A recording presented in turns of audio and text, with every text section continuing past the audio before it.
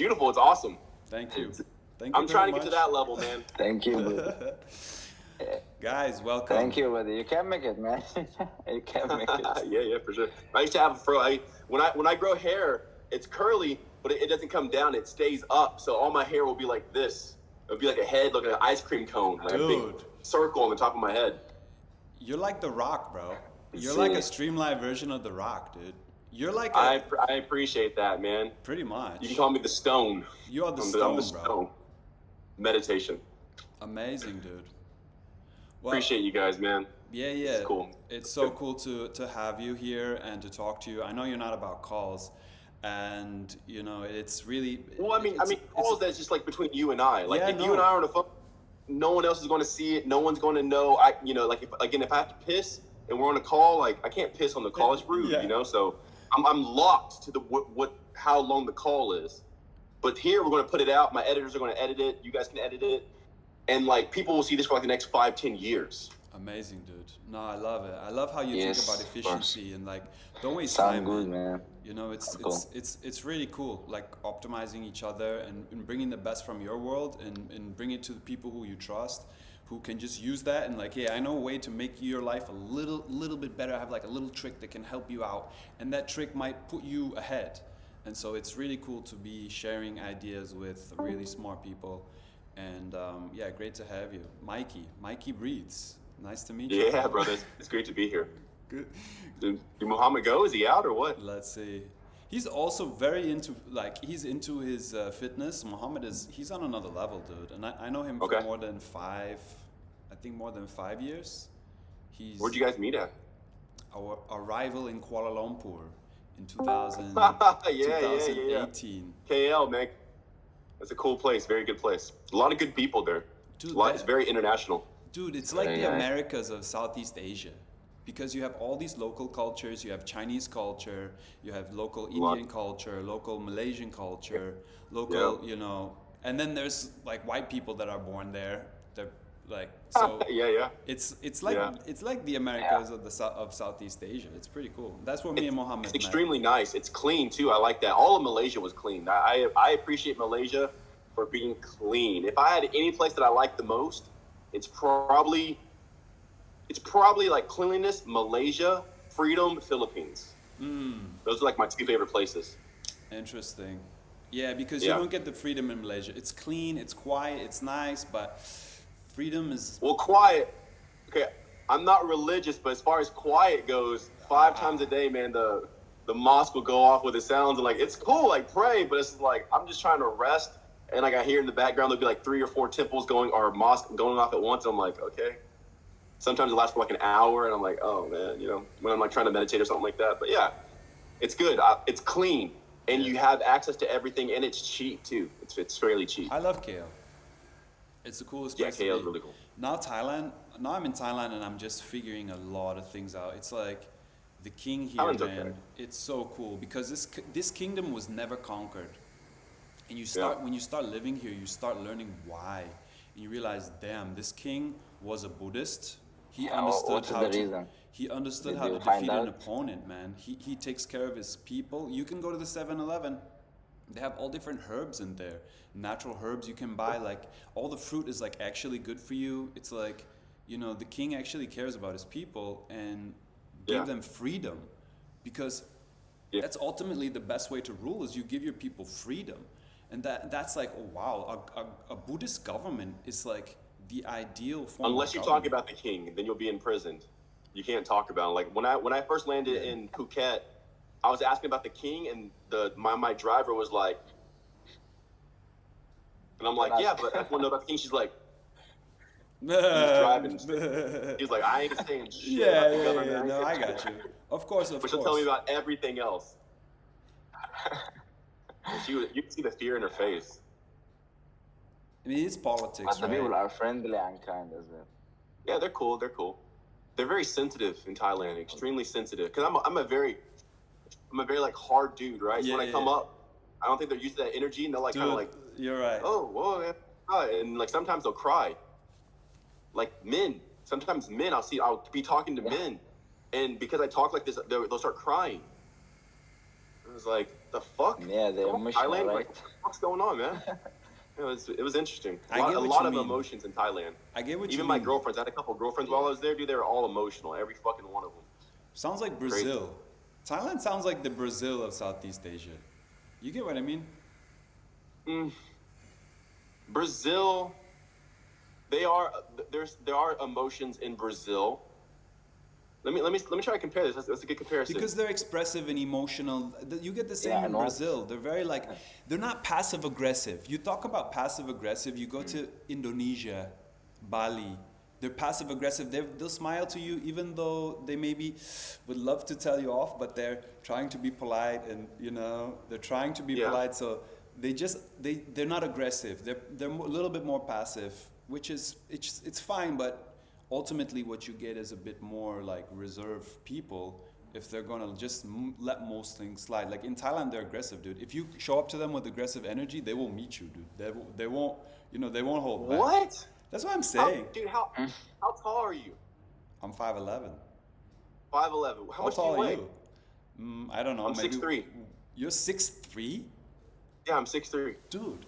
How much do you weigh? Do you know how much you weigh? Like roughly? 160 maybe? 160.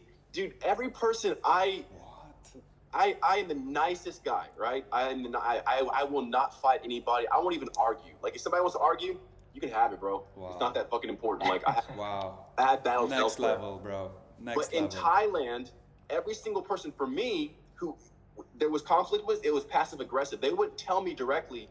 They would call their boss, Really? who I'm working with, and then their boss would tell me, "Hey, you made this person cry." Whoa. And I'm like, "What? How? I didn't even say anything." You know, Damn. like okay, cool. Perfect example. Perfect example.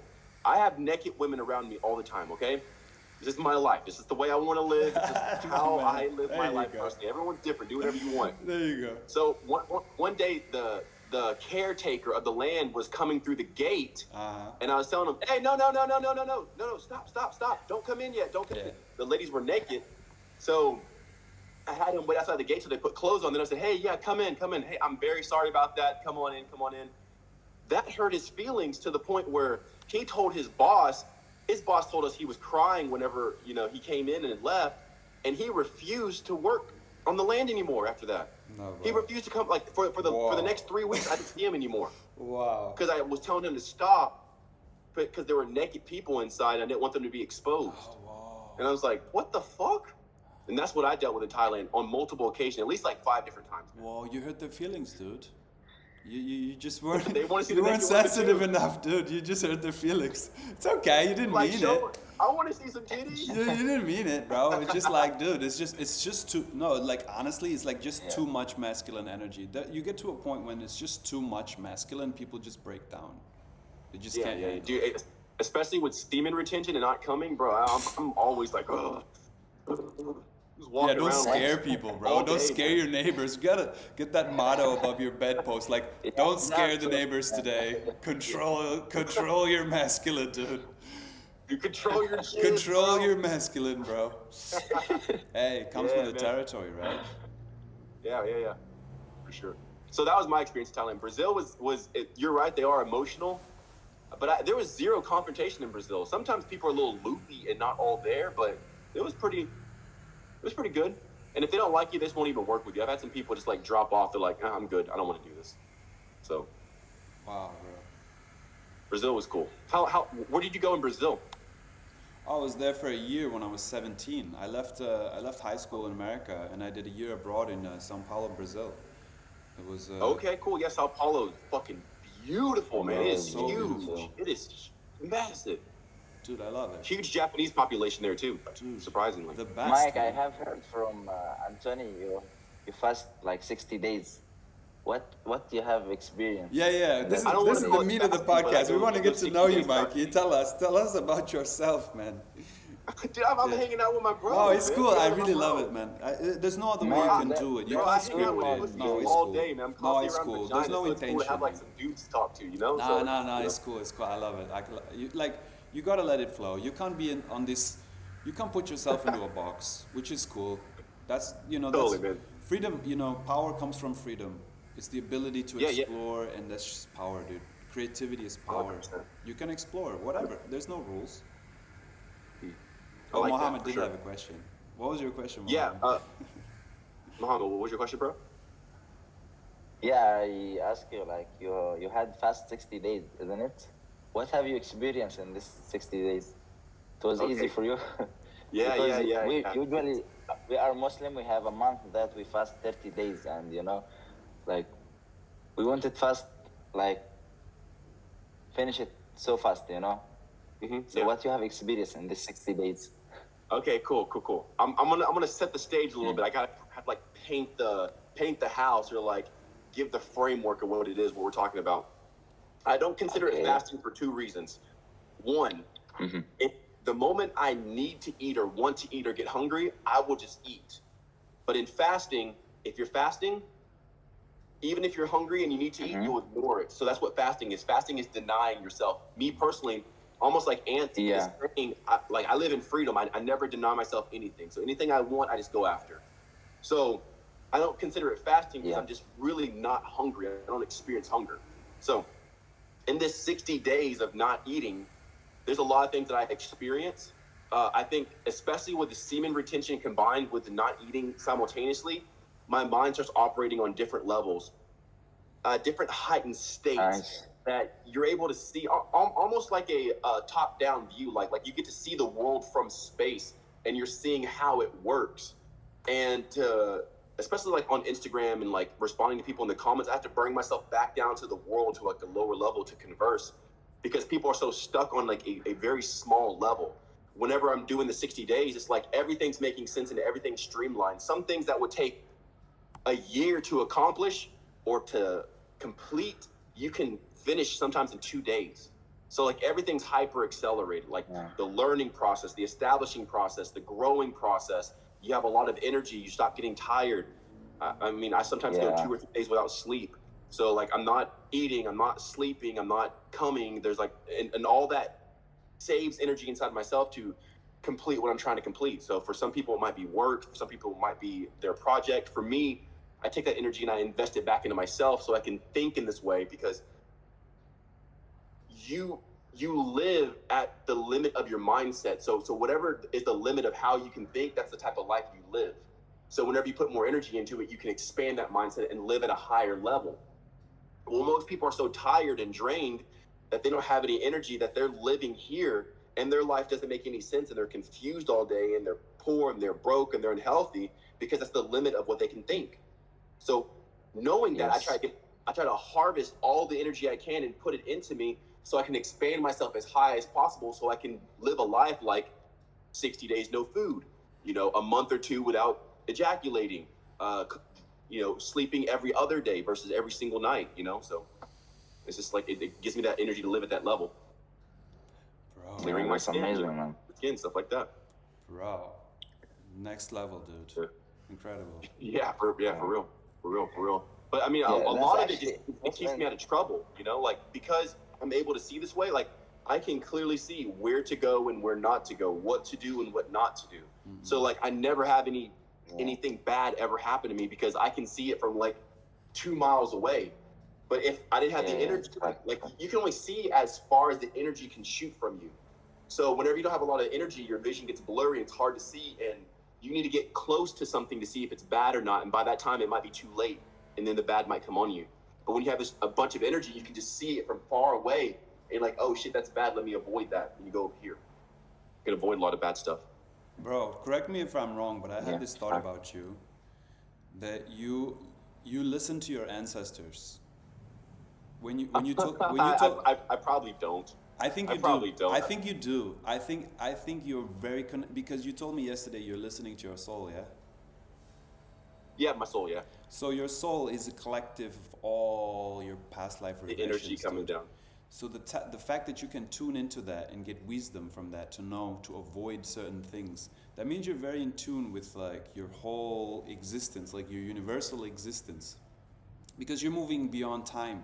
Essentially, like what you're doing is you're just you're raising your perspective enough so where you move out of like the time horizon of this earth where most people are stuck on their lower level thinking, but you're shooting out mentally through your own your own cognition, your own mental power that you're creating and that you're boosting through receiving energy from the sun, from the ether, and you're just living Yeah. off that. Like as you were a being that doesn't require food, you're already living as the maximum being that you can imagine being. Like you're living as you're basically living as an angel would live, eating manna. Exactly. You're eating the ether, and that's so you're operating as if you were an angel, and obviously God protects his angels, and it's different than living as an ape or as a caveman. Living as a caveman, no, you have to fight to protect yourself. There's no wisdom. You're shut off Yeah. from the higher self. You just have to survive, hunt to survive.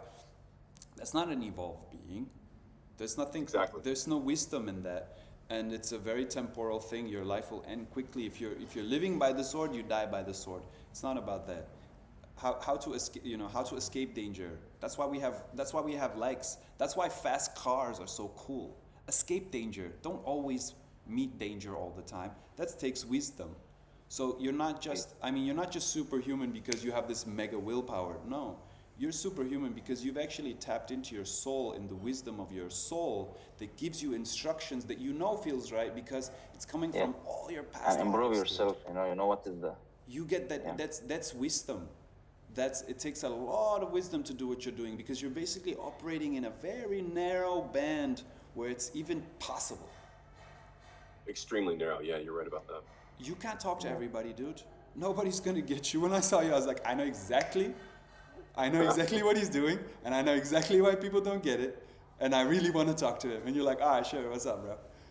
But let's go, man. Let's Super go. cool. You are 100% right. Like anytime that I say something, people automatically interpret it to something else, and I'm like, that's not what I'm saying. That's Yeah. not what I'm saying. I'm not saying that. So it's really hard to talk to people because I can clearly say what I'm trying to express. It's interpreted wrong because a person can only interpret at their ability. So Yeah. if you're speaking up here, but their ability's here, they can never comprehend what you're saying. And it's like the majority of people like that, or except the majority of people out there nowadays are that person, mainly because I think the chemicals in the food, the chemicals that we're spraying in the sky, the chemicals that are in their soaps, detergent, sprays, and everything else, it's literally causing their brain to rot. Yeah. And their ability to interpret high matter things are at an all-time low. So even if I don't even say something like, okay, one thing right here, right? Fasting's bad for you. Or better yet, no, let's stick with that. Fasting's bad for you. Okay. Everyone's saying, they'll say, you're wrong. How dare you? Do some research. I Go don't do think it's go do the studies and blah, blah, blah, blah, blah, blah, blah, blah, blah. And then I'll have a person with some common sense and they'll instead of just blatantly like trying to smear me, they'll say, hey, why do you think fasting's bad for you? Ask it. Hey, what thanks do you for mean by opening a that? dialogue and talking. Yeah, Okay, yeah. hey. Yeah. I think fasting's bad for you because you're treating the symptoms versus getting to the root cause of why you're sick. Because most people try to fast for health. Yeah. Well, don't you think it would be better for your health to take the thing out of your environment that causes cancer It's instead of much just better. trying to keep it in your environment and constantly fast to battle the cancer that's occurring? You're right.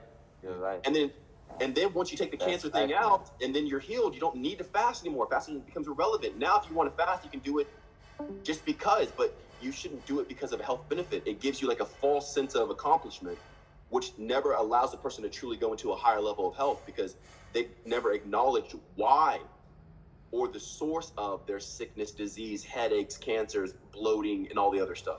They're just trying to treat it with fasting and working out and gym and stuff like that. Right. And that's still on a lower. I'm not even talking about like metaphysics and like creating reality and the tapestry of different frequencies. Yeah. I'm just talking about fast. I'm talking about eating. Yeah. No, this is the basics, dude. Like the basics. Just the basics. The basic. Yeah. No. Truthfully, this is the truth. The basics for all spirituality lies in your physicality. Understanding, like getting your base, dude. You can't build a castle on top of a weak base. Like the human body, everything's done through that. It doesn't matter how spiritual you think you are. You can't just disappear from the body. If you're a human, you have to know how to manage the body. You can be the smartest, most genius person on the planet, but if you haven't just got the basics right of like how to eat and how to survive and be healthy and just exist, doesn't matter. Then your intelligence is it's basically worthless. Like it's very limited. It doesn't seem as if like the intelligence will precede the person or exceed them. You might be able to Like help the person, other people. Like, hey, give me the phone, please. I'm gonna check something out. Usually, whenever I see like smart people, they're not in the best shape. So whenever people say, "Oh, well, science has shown," but then I look at the scientists who conducted the study, I'm like, "You look like shit. You look like shit. You look like you're falling apart. You look like a fucking withered wash rag. Yeah. Like you don't even look healthy. Why would I trust your studies when I can't even trust you to take care of yourself? Yeah. You look like you're dying. Why? Because here's the thing: whatever body is speaking to you, you are taking the energy of that body. Yeah. All of their fears, all of their dreads and their anger and the energy of that thing. So if a person is an angry person, when they speak to you, you'll notice yourself walking away slightly irritated, slightly angry. But if a person has like peace in their soul and they're radiating that shit, you guys could even talk about nothing all day, but you walk away just feeling like, damn, I feel good. Yeah. Whatever, like you really got to judge the vessel who's speaking to you, because if they look like they're dying, why are you taking health advice from them? Yeah. And I feel like that is just so blind in 2025. People never even think of that. Like, is the person who's giving me the health advice, do they even look healthy? Yeah. So most people who I've seen who are very intelligent, high IQs, right? They don't look very healthy, and they don't appear to live very long lives. The one who lived the longest, they're usually wiser people. They're not the most intelligent like an Einstein, but they're wise like a businessman, like the Rockefellers or like the Rothschilds. They seem to be very strategic in their movement and placement of things, but they tend to live a very, very, very long time, even though they may not be the most intelligent. Yeah, for sure. I mean, this is like really what I want to talk about at some point, like how to really use your intelligence, how you can use it, because I think what you're describing with all these Einstein people, this Einstein type of intelligence, is more like he lived to be 76 years old, dude. Nothing, like, dude. What the fuck? 70? You're one of the smartest people in the world, and you couldn't even go to like 90? Yeah. That doesn't sound very intelligent. Like, if you're intelligent, Yeah. then you should extend your life. Like, you should live. Like, true intelligence is conserving life. Yeah. Anything else is dumb. Like, you could be smart, book smart, but if you can't even fucking live, you're dumb. Because now, once you're dead, you can't go and get more intelligence. So it sounds very like counterproductive. Absolutely. Yeah, it's like ultimately you have to understand what you have as a mind. You have to integrate it. You have to become one with it. Like, if you have all this knowledge and you have all this intelligence, but you're not really integrating into who you are, then it's useless. Like, your intelligence is going to be used and exploited by other people. And that's ultimately what happened to Einstein. His intelligence was exploited by other people to build an atomic bomb. So it's like you have to take ownership of your own intelligence. Like, oh, I'm an accountant. Yeah, the bank uses you for your calculations. You're not even using it. You're like sacrificing a part of you for some corporation. Better take it back. Become one with what you know, which is actually the meaning of understanding. It means to become one with your knowledge. And it's the opposite is forgetting. You dismember and you remember. Remembering is understanding. Dismembering is forgetting. So, you need to do both. You need to be able to remember, which is understand, and that means put back together, unify all your knowledge, or you need to forget it, and that means dismember. That's the opposite of remembers, forget, right? So why do we call forget? No, it's actually, do you dismember it? You break it apart, you forget about it. And if you can do both, you've centered yourself mentally where you can understand, understand and forget. And that's really being very, very well balanced between those two extremes is how you operate. Because when I'm hanging out with you, I have to be really good at forgetting. I have to be able to forget everything because I'm learning. When you're learning, you have to be able to forget quickly. Then, when I'm on my own, I'm in my own journey, I'm by myself, I need to be able to remember everything, understand. And to be able to do that requires meditation, it requires your control of your own energy. You take every thought, you take responsibility for every thought. I don't have anybody's thoughts in my mind. I don't take advice from anybody, and I don't give advice to anybody. All my thoughts are mine, all my ideas are my original ideas. It leads to the most of, to the best of my knowledge. I don't want to be using people's words and using their knowledge for me. I don't want borrowed knowledge. I want all of my ideas to be mine, inspired by beautiful things around me, intelligent people around me. And that's like, this is the core of my message that I've been trying to speak to people for a couple of years now. And it's cool that people like you exist and they can understand it and they can kind of make use and leverage it, because it works for me to become a better person. And I can share that at some point. And I don't know if you get what I mean. I know you get what I mean. But that was Yeah, we get you right. yeah, you don't want your intelligence to be used and exploited by other people. Take ownership of your own mind, of your own thoughts. Like, you have to take ownership of all your thoughts. For sure, 100%. Yeah, I don't know if that makes sense. Yeah. No, it makes total sense, especially what you said closer to the beginning. You stated like dissemble, right? Is like the opposite of remember. So like you remember, you bring together, and then you disassemble, yeah. like you take it apart. Yeah. That very concept alone is what got me to this point. That's what I base everything on. So that is like my anchor point, like you said, like the foundation. My whole anchor point is based on the foundation of remembering. Like forgetfulness is the very thing that leads us into everything chaotic, everything surprising, everything that's working against us, or every accident or fluke, or everything that was bad. So our inability to remember is what's breaking us apart and holding us at a lower state. So once I start working on my memory, I started working on not forgetting, because I would see in cycles, I'd come around and I'd learn a lesson I learned like 2 years ago. Like, why am I relearning this? So it actually keeps you stunted, and it keeps you weak, your ability to remember. So whatever you can hold and sustain and establish within yourself is going to be as fast as you can truly grow. It's not that you learned it once, it's that you haven't forgotten it yet. And hopefully you never forget it. So your ability to sustain that inside of you and grow based off that foundation is literally your life force. It's your everything. Because whatever you can't remember, you have to go and relearn, and it costs energy. So whenever I started this journey to even be here in Vietnam, where I am now, and everything else, it was based off forgetfulness.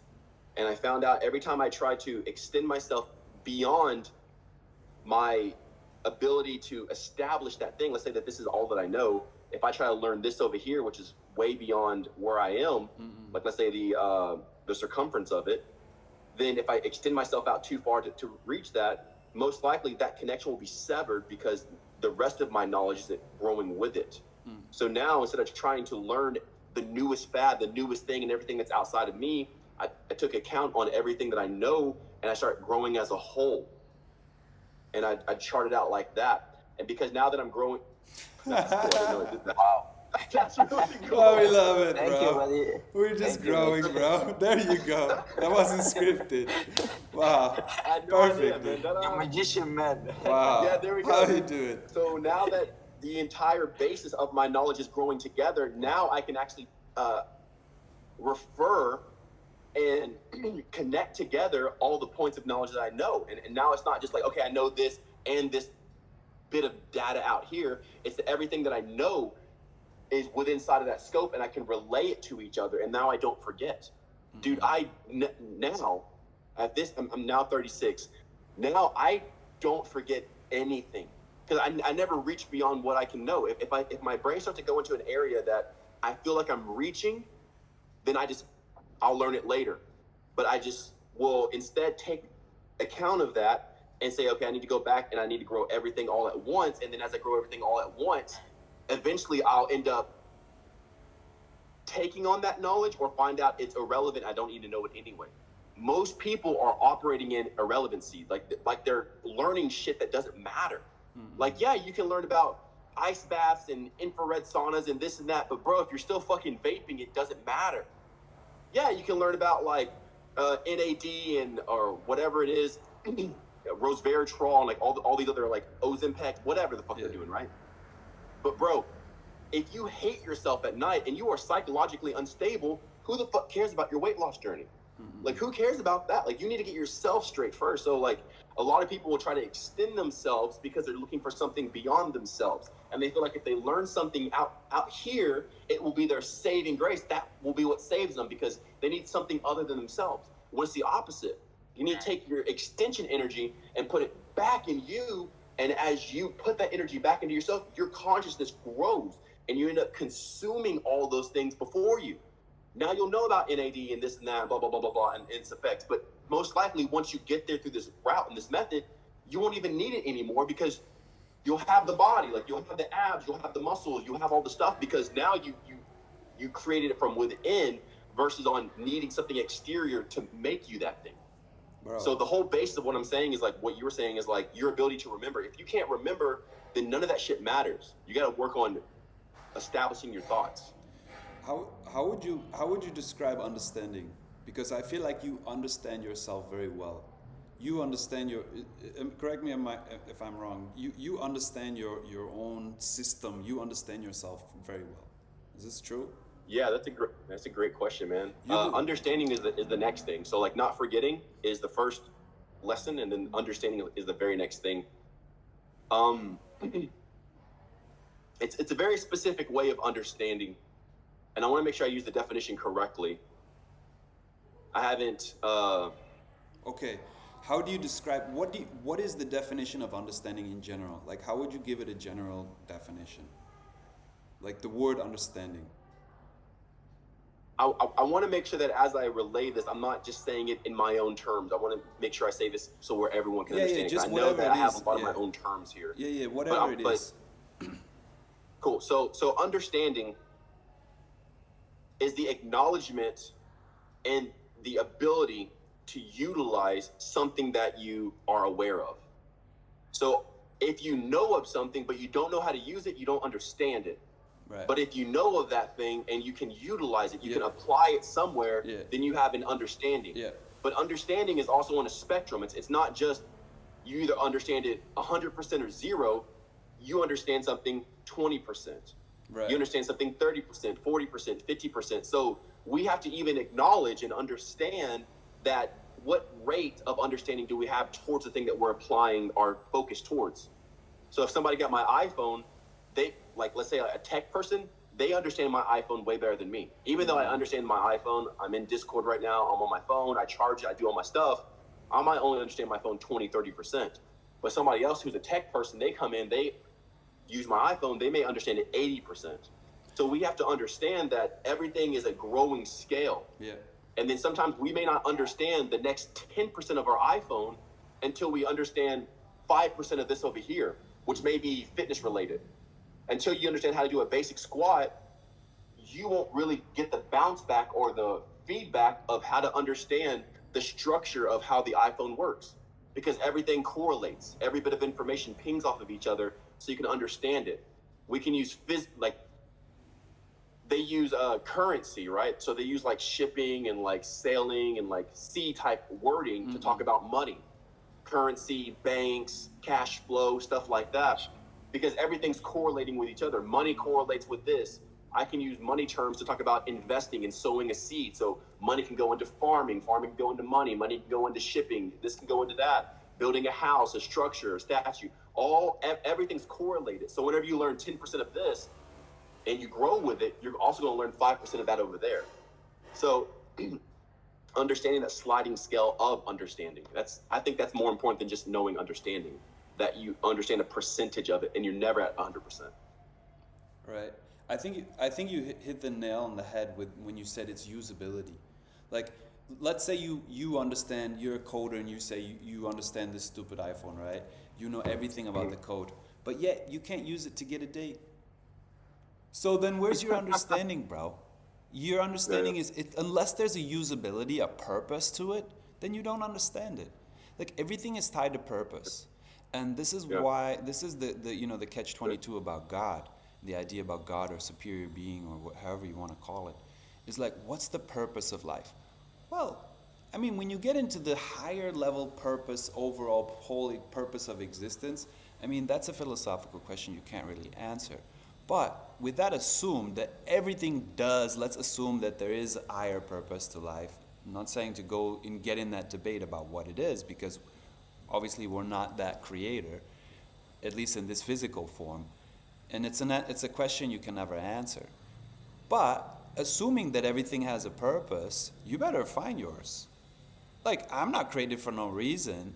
Like, there's a reason why hospitals exist. You can't just say, oh, well, you know, the pain isn't real. Like a Buddhist, like pain isn't real, just overcome. No, like there's an actual need for hospitals and ambulances and stuff. Like there's an actual need. If you exist in the third dimension as a human being, like there's probably a great need for what you can do. You know, it's not what your country can do for you, but it's what you can do for your country that gives you purpose and meaning in life. Yeah. You know? That's nice. Understanding has to have usability on it. You sparked a couple things on what you just said. Like you would never go down the street and think like, oh, this road has no purpose. Every road leads somewhere. Every road like, has the a government purpose. just doesn't spend money on a fucking road. Like every road is trying to either lead towards the commerce center of the city or out for transport and like interstate transportation or whatever. Everything has a purpose that man has made, even if it's just art to make a person feel happy. Yeah. So to say that life doesn't have any purpose would be like the complete contradictory to what life is. It seems as if there is an agenda to fry people's brains with smoking and vaping and TV and RF signals like radio towers, 5G, just really cook their brain. Yeah. So they have a diminished ability of mental cognition. So they end up forfeiting their purpose to live. And now people are just accepting the bare minimum, the bottom of the barrel, just existing because they don't feel as if there's a purpose. And they're believing that they're just, I don't know, some stain on the earth that was made a million years ago through some sort of evolution or something like that. I'm not even hating on evolution, but like when people don't have a purpose, they're probably the easiest people to control. Oh, absolutely. Because someone will give them a purpose. They look for it. And it seems like there's an agenda to make people purposeless and not believe that there's a purpose because the very thought of belief itself can keep you alive. There's been a lot of prisoners of war, a lot of people who were like captured or like, you know, like let's say that Genghis Khan, he was actually captured whenever he was young, but he had the will to live. That will kept him alive, and he ended up conquering most of the known world. Your will, your purpose, your hope, your belief, your faith, your thoughts, everything that you have is meant to keep you alive. Your heart just supports you. Your lungs just support you. Your colon and all your organs just support your purpose. Yeah. But if you have no faith, if you have no hope, if you have no will, if you have no drive, you have no purpose, those people are more susceptible. They'll die first. They'll die of either heartbreak, cancer. They'll die of accidents. They won't pay attention. They won't value their lives. They'll take their own lives. Yeah. So it's just downhill from there. So purpose is extremely important. Wow. Super deep Guys, stuff, what do you think our purpose in the life? Bro, I don't get into it, man. No, don't get into that, bro. No, we don't want to open Pandora's box, bro. We can leave it like that. I don't debate. So I'll let you know that I will never argue a person on what life really is. Like if they want to believe that, you can have it. Yeah. You know, but you know, if I do believe that it's okay to share our ideas and not be attached to it, because I understand I might be wrong, because I know that I've been wrong on everything I believed until I believe what I believe now. So even what I believe now could also be wrong. So I usually didn't start out believing the right thing the first time. In most cases, it took me like trial and error to find the right thing. Knowing that I believed wrong things up until this point, I still view what I know, it might be partial truth or half truths. It may not even be the whole thing. So, but bouncing it and reflecting off of people and sharing our experience may be what it takes to see it from this perspective. Maybe it is right, but it's not right the way I'm seeing it. It's right when it's looked like this, which is the same thing. So it might be good to share it, you know? Interesting. Mohammed, you really want to ask that question? Or I mean, do you really actually want to ask that question? It's a very like, it's, you know what I mean? There's a few ways to approach the question. I mean, but I used to be Christian, bro. Like I used to believe in Jesus, and like I was Christian, I was a missionary and stuff like that. And then I found more. I don't not believe in Jesus, but I just found that there's more beyond. And I just kept going for that. So. Well, he said actually. That's true. I don't believe in truth.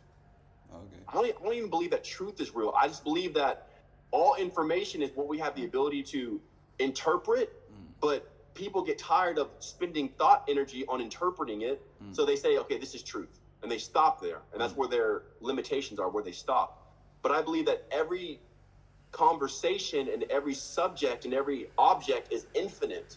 So if you stop there and call that truth, well, that's your capacity. But if you keep looking, oh, there's actually more to it, and it keeps going. So what is truth? Like, truth can't really be. Truth can't really exist because everything is a continuum, and the thing that goes right after it might contradict it. So we got to keep looking until we find the end of it, but there's no end to anything. Everything keeps existing. Like Ant was saying, like, I'm my ancestors.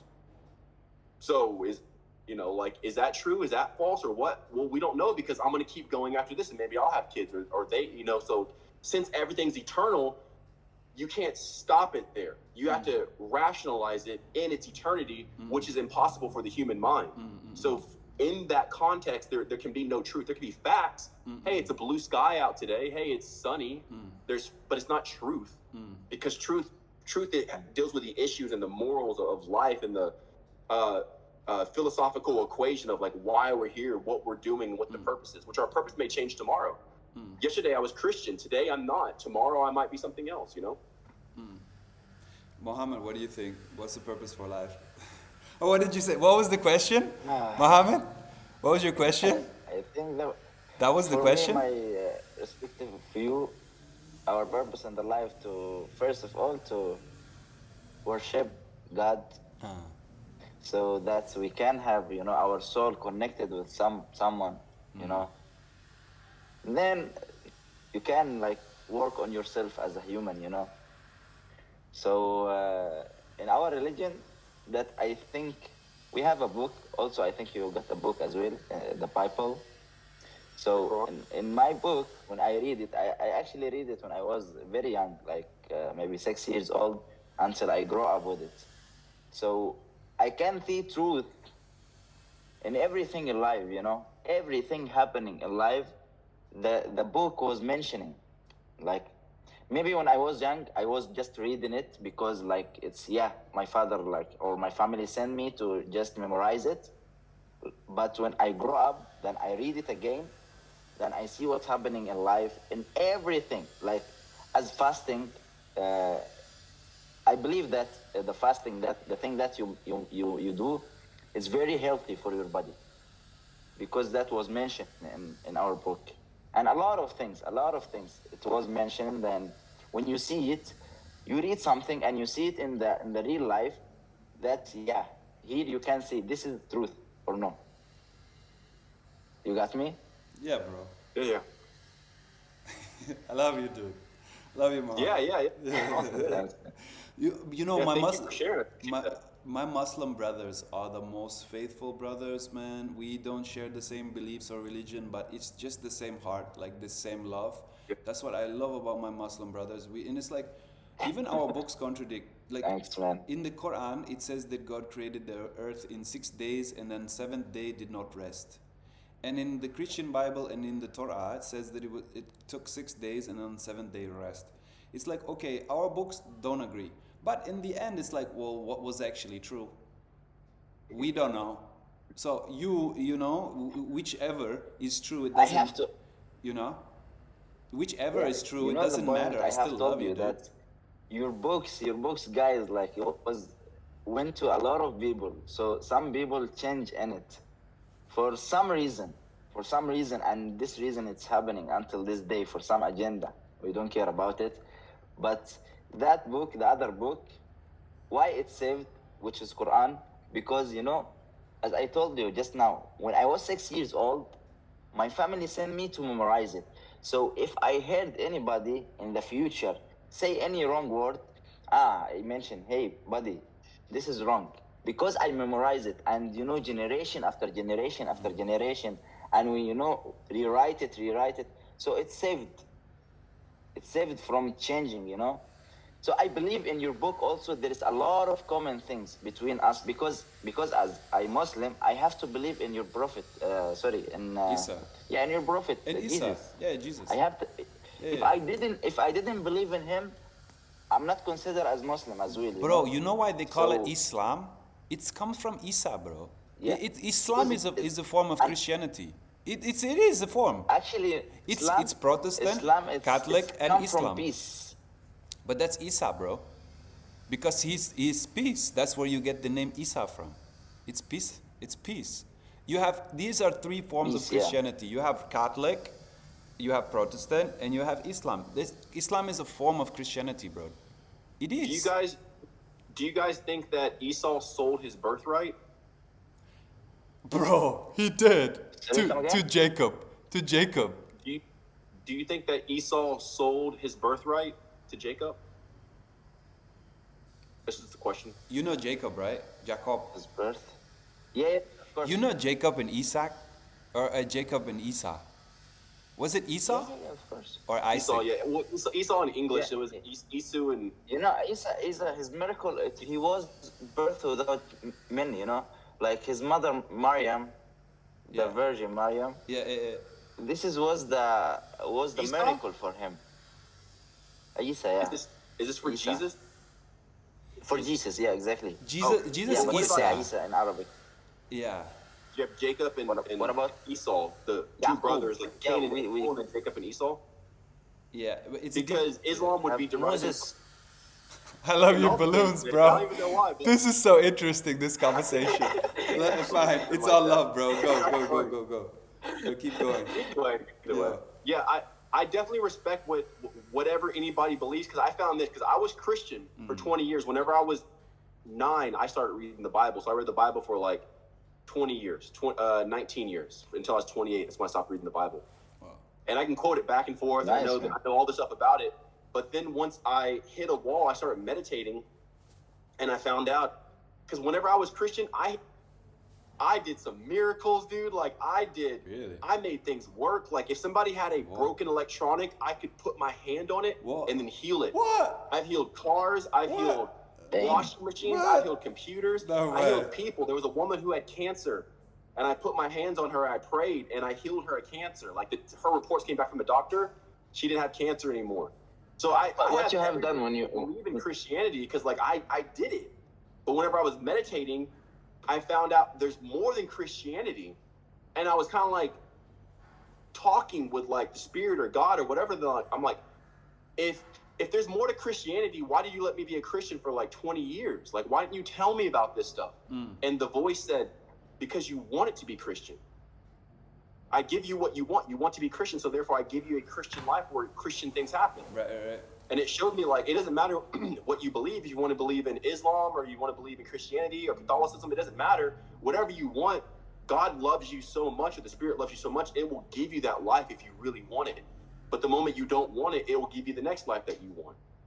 And that's what I learned. That's why I don't judge anybody who believes in anything, because they're just getting what they want. Even people who are poor and living in poverty. Now, this is going to sound crazy and like elitist, but like anybody who's suffering or in pain, who's having a hard time in life, who's experiencing just car wreck, and then their family member dies, and then their dogs get sick. Those people, what it showed me is they want to live that life. They were birthed to live a sorrowful life because that's what they wanted, and they came into that life wanting that. So it showed me it's like I'm susceptible to the same thing. So I have to really solidify my desires, because I might say in my head I want something, but in my heart I want something different, because I only get what I actually want in my heart. Even if the person says I want success, I want to be a billionaire, they can say it here all day, but if in their heart they believe they're poor and they're weak, Yeah, you get they'll what you believe manifest in. that. So like I don't judge anybody. So whatever a person wants to believe, if they want it, they'll have it, and that's the beauty of life. You can have any, like this is the testing ground for the Spirit. You can have anything you want. You want Ferraris, you want $1 billion, you want fucking girls, you want dudes, people want animals, fucking you want robots, you want you can have anything you want in this realm, because that's what this realm is. It's the realm to manifest. You can have any desire you want. All you have to do is solidify in your heart what you actually want, and don't be double-hearted.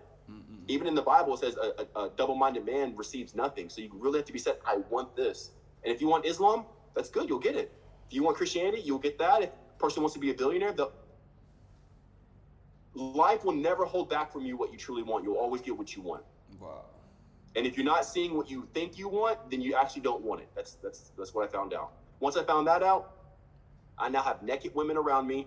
I'm in a freaking mansion, a 3-story mansion. I'm traveling the world. I look younger. I have muscles without working out. Once I found that secret out, bro, I'm like, oh, I'm gonna get fucking everything, man.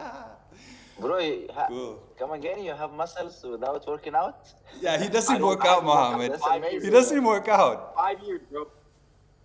5 years. Mohammed, show your body, bro. No push-up, no sit-ups, no calisthenics, I no appreciate it. steroids, Mohammed. no creatine, no protein. Very I nice. that too. Yes, sir. It's all Great. in your heart. People want you to manifest in your mind. It's not your mind. It's what you believe in your heart. Wow. If you believe you're called to be a millionaire or a billionaire, if you believe you're called to be this, you're going You to will get be. it. But you have to know your heart. Because people believe it here, but they don't believe it here. They're not walking as if they fucking, give me a second. That's why you see people who are prideful, right? They're like, they'll hit their chest because that's where you live from. You every time your heart beats, you beat that frequency out for that second, for that moment. So if in your heart you believe you're a weak little piece of shit, you're going to admit that out and people are going to treat you like that. But if you believe in yourself, you could be the shortest guy ever. You could be like a short king. You could be like 4'11" or something like that as a man, but you believe you're the shit, it will echo into this reality and people will treat you like the shit. No one will make fun of you. So it's really about learning how to dive deep within yourself into the issues of your soul and your heart, and then take off what you don't want to believe and then put in what you do want to believe and not convince yourself it has nothing to do with the mind. It's all about down there. Wow. And that's what you get. Whether you want muscles or girls, it doesn't fuck money, it doesn't matter. Big houses, it doesn't matter. Wow. Cool, Yeah. man. And to me, like, if you can just do that and get everything, then what's the point of starting a business? What's the point of dating a girl? What's the point of when you can just get everything instantly? That should be what we give all of our energy to, because that's the fastest, most efficient route. So why would we even do anything else? If we have this option and we can know this stuff, why even waste time? Once I found that out, man, I went from broke. Because I went homeless before, back in like 2016. I went from broke, having $60 to my name, to within 2 months, I made over $20,000. I bought a new car. I lived at the top of the high rise, and Great. sometimes making roughly about, I want to say anywhere from $9,000 to $17,000 a day. You. $0 to my name, or $60 to making sometimes $17,000 a day. What? What Not did a you month, not a What week, did a you day. do? What did you do? Just from understanding this heart thing. It's all the heart. All of a sudden, once I understood this, billionaires love me. Hectamillionaires fucking want to buy my shit. Everybody was happy with me. Got it. It was a heart issue. Wow, it was I never got up here. Like, I need a strategy. That's Yeah, why yeah. I kind of get offended whenever people online is like, "Oh, you're trying to scam people," and I'm like, when you understand this, you don't have to scam. You don't have to do anything. You just gotta believe in your heart, and then everybody wants to be your friend. Everybody wants to buy your guide or hang out with you. Or aunt wants to come and do a podcast with you. And Cool, dude. when you change this, everything out here changes, man. Wow. You made it happen, man. You evolved. Yeah, that's it, You just bro. rose above, That's it. dude. No, so cool. What? You rose above, That's man. great. You evolved, dude. That's it, bro. That's it. That's it. You already know. I got a question for you. That's the most Where powerful you at thing I now, know. Mike? You know, that's the most powerful thing I know. You know, like Jesus is cool, Islam is cool, this is cool, but at the same time, if we don't know this, we're still missing out. I feel like this is a very important thing to know. Well, dude, you know And what? that's Yeah, what man, kind of you're smart enough. I believe that. Yeah. And I suggest you to explore our book. It's just a book, you know. Got some word. You can read it and explore it. You are smart. I'm pretty sure you will Mohammed have says, some I'm pretty sure you're another smart. view for the life. Thank you so much. I am honored. Yeah. Thank you so much. I really appreciate that. Thank you. And Mohammed's getting married when? When are you getting married, Mohammed? Yeah, man. After 4 months, inshallah. Come, guys, to Egypt. Let's have some party. Oh, we're gonna go party, celebrate months? his wedding in Egypt, bro. In 4 months. 4 months? We gotta go. Yeah. We go to the pyramids and Yeah, stuff. after That would 4 be months. crazy. That would be Dude, insane. congratulations, man. Congratulations. Dude, marriage is a Thanks, very bro. beautiful thing. I've been married for 14 years this month, this year. 14 Really? years. Wow. Marriage is Nice. amazing, bro. It's fucking awesome. It brought my life to the next level. It really helps a lot. Wow. It helped me a lot. Yeah. I believe in that as well. Yeah. Crazy. I'm waiting you guys here in Are we Egypt. I'm coming, We're gonna dude. go to Frown. You I'm know, coming. pyramid and Let's do it. I want to come to Africa, man. Like, Yeah. I want to come there soon. All right, this is a start. This is a deal. We make it happen Yeah, then. just hit me up. Then we make it You have happen your because home I here. want it. Let's You have make your it brother happen. here, and don't worry, yeah, about the country. I will take you No, everywhere. no. In my heart, I believe I'm safe. Dude, I've been everywhere, bro. I've been to everywhere. I've been everywhere. Bro, I got a Yeah, I question for mean, you. I will be with you. I will take you everywhere. I will, Yeah. you are hosted Awesome. I'm in looking my forward to it. house It's gonna as be well. good. Don't worry. Are you in Egypt right now? Yeah, I'm in Egypt. Okay, Giza. cool. Yeah. Dude, I would love to come out, man. I'm working my way around Asia, but I'll end up in Africa eventually. Cool. So we take the I tour here actually in follow- Egypt first, then we will continue together to rest of Africa. All I right. haven't been explored here yet. Sounds like a deal, bro. Deal. Sounds like a deal. All right, we make it I, happen. I actually Easy. follow Okay. geoengineering, and on the map for geoengineering, I heard that they don't spray the skies in Egypt, so you don't have planes spraying your sky. Is that true? Do you You have have like what? blue skies? Yeah, we have. That's a We very have. that's a very wealthy position to be in, where you don't have your skies blocked out with clouds and stuff. That's going to be a very popular nation soon. There might be a lot of people moving there, unless they start spraying. Yeah, I don't know even why the pyramid was built here in Giza, but I'm pretty sure for some specific reason. For the place, as you said, the location itself is Dude, it's very surprisingly, unique. hey, there's thousands of pyramids all everywhere, especially along the equator. There's pyramids in China. There's pyramids yeah, in you're right. Bosnia. There's In pyramids in Brazil as Bosnia. well. Yeah, Also for in sure. Sudan. Yo, Yeah. Okay. Discord, amazing, come on, dude. I like that. Wow. Yeah. Nice. Yeah, cool. Well, yeah, man. Whenever I come out, we'll definitely link up and we'll go and do some stuff. Yo, Mikey, I got a question for you. Race some camels or something like that. Go to an oasis.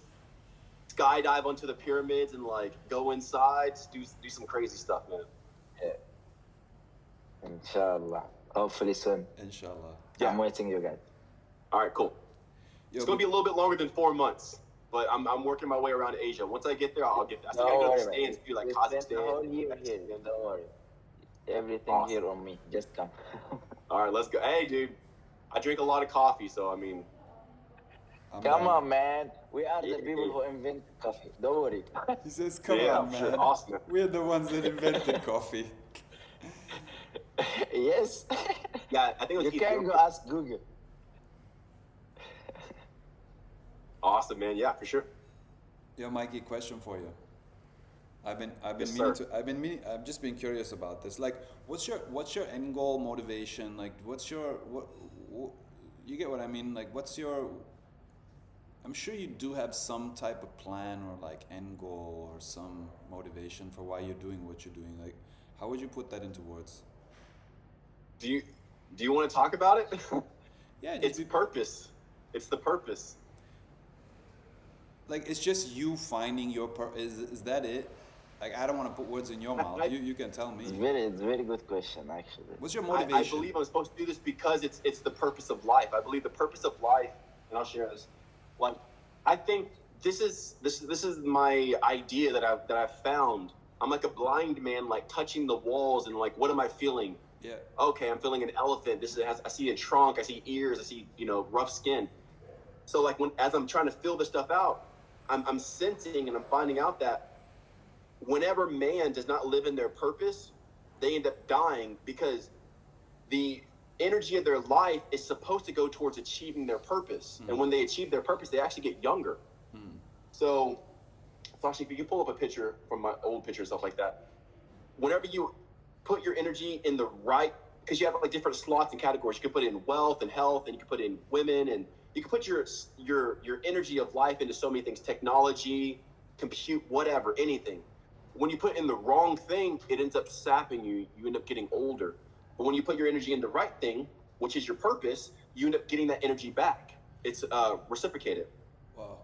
Whenever you get your energy back, you have more energy. So in theory, you could live longer into 100 years, 120 years, potentially maybe even 150 years.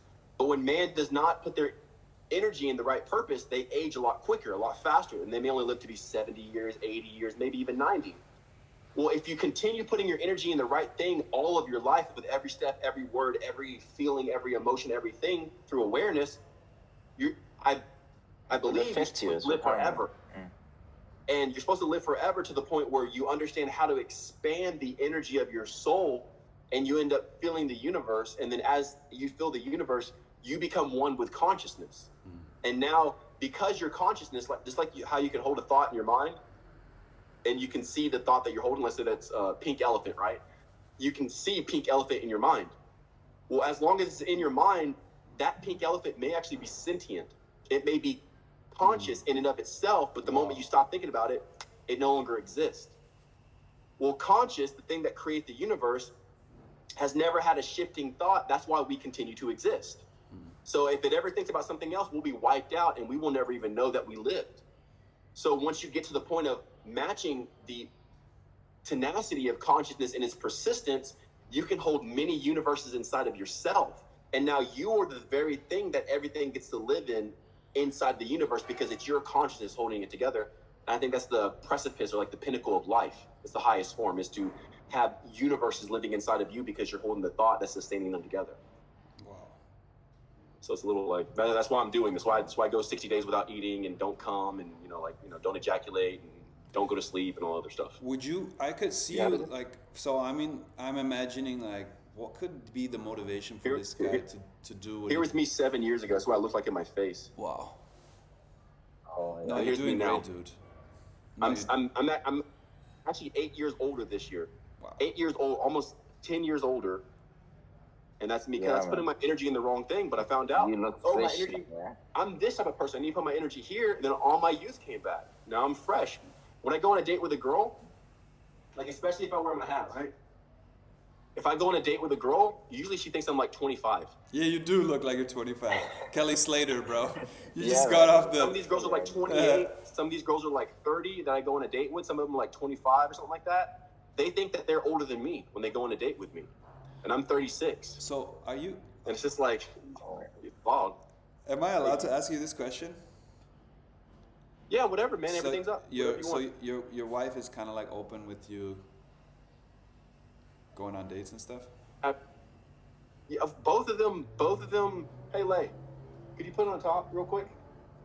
Yeah. You're still naked, so give me a second. Bro. Sasha. All right. What's the deal? So. What's the setup? All right, cool. I'm gonna bring them both here real quick. Come here.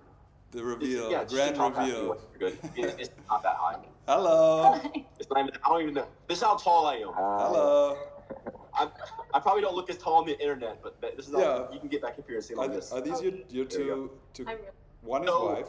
So they actually push me to go on dates with people. So they want me to go on dates with other women and stuff like that. All right. They actually suggest it. Cool. So are you married to one, or are you married to both, or how? Well, I first got with Sasha here, and I'm married to her. I've been married to her for 14 years this year.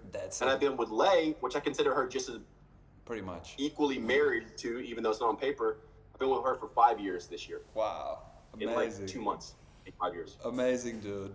Oh, that's amazing, man. Wow. They suggest I go on dates with other women to experience this energy, because their lives were changed whenever they came in contact with me. Lay was on track. She was was it a software engineer, Lay? Is that what you were? She was a software engineer. She was getting her master's. She had one class away from having her master's in computer science? And computer science, which is like one of the hardest to get, from what I hear. I'm not in it, but and then she was also taking her MCAT, and she was about to be a doctor and get her PhD.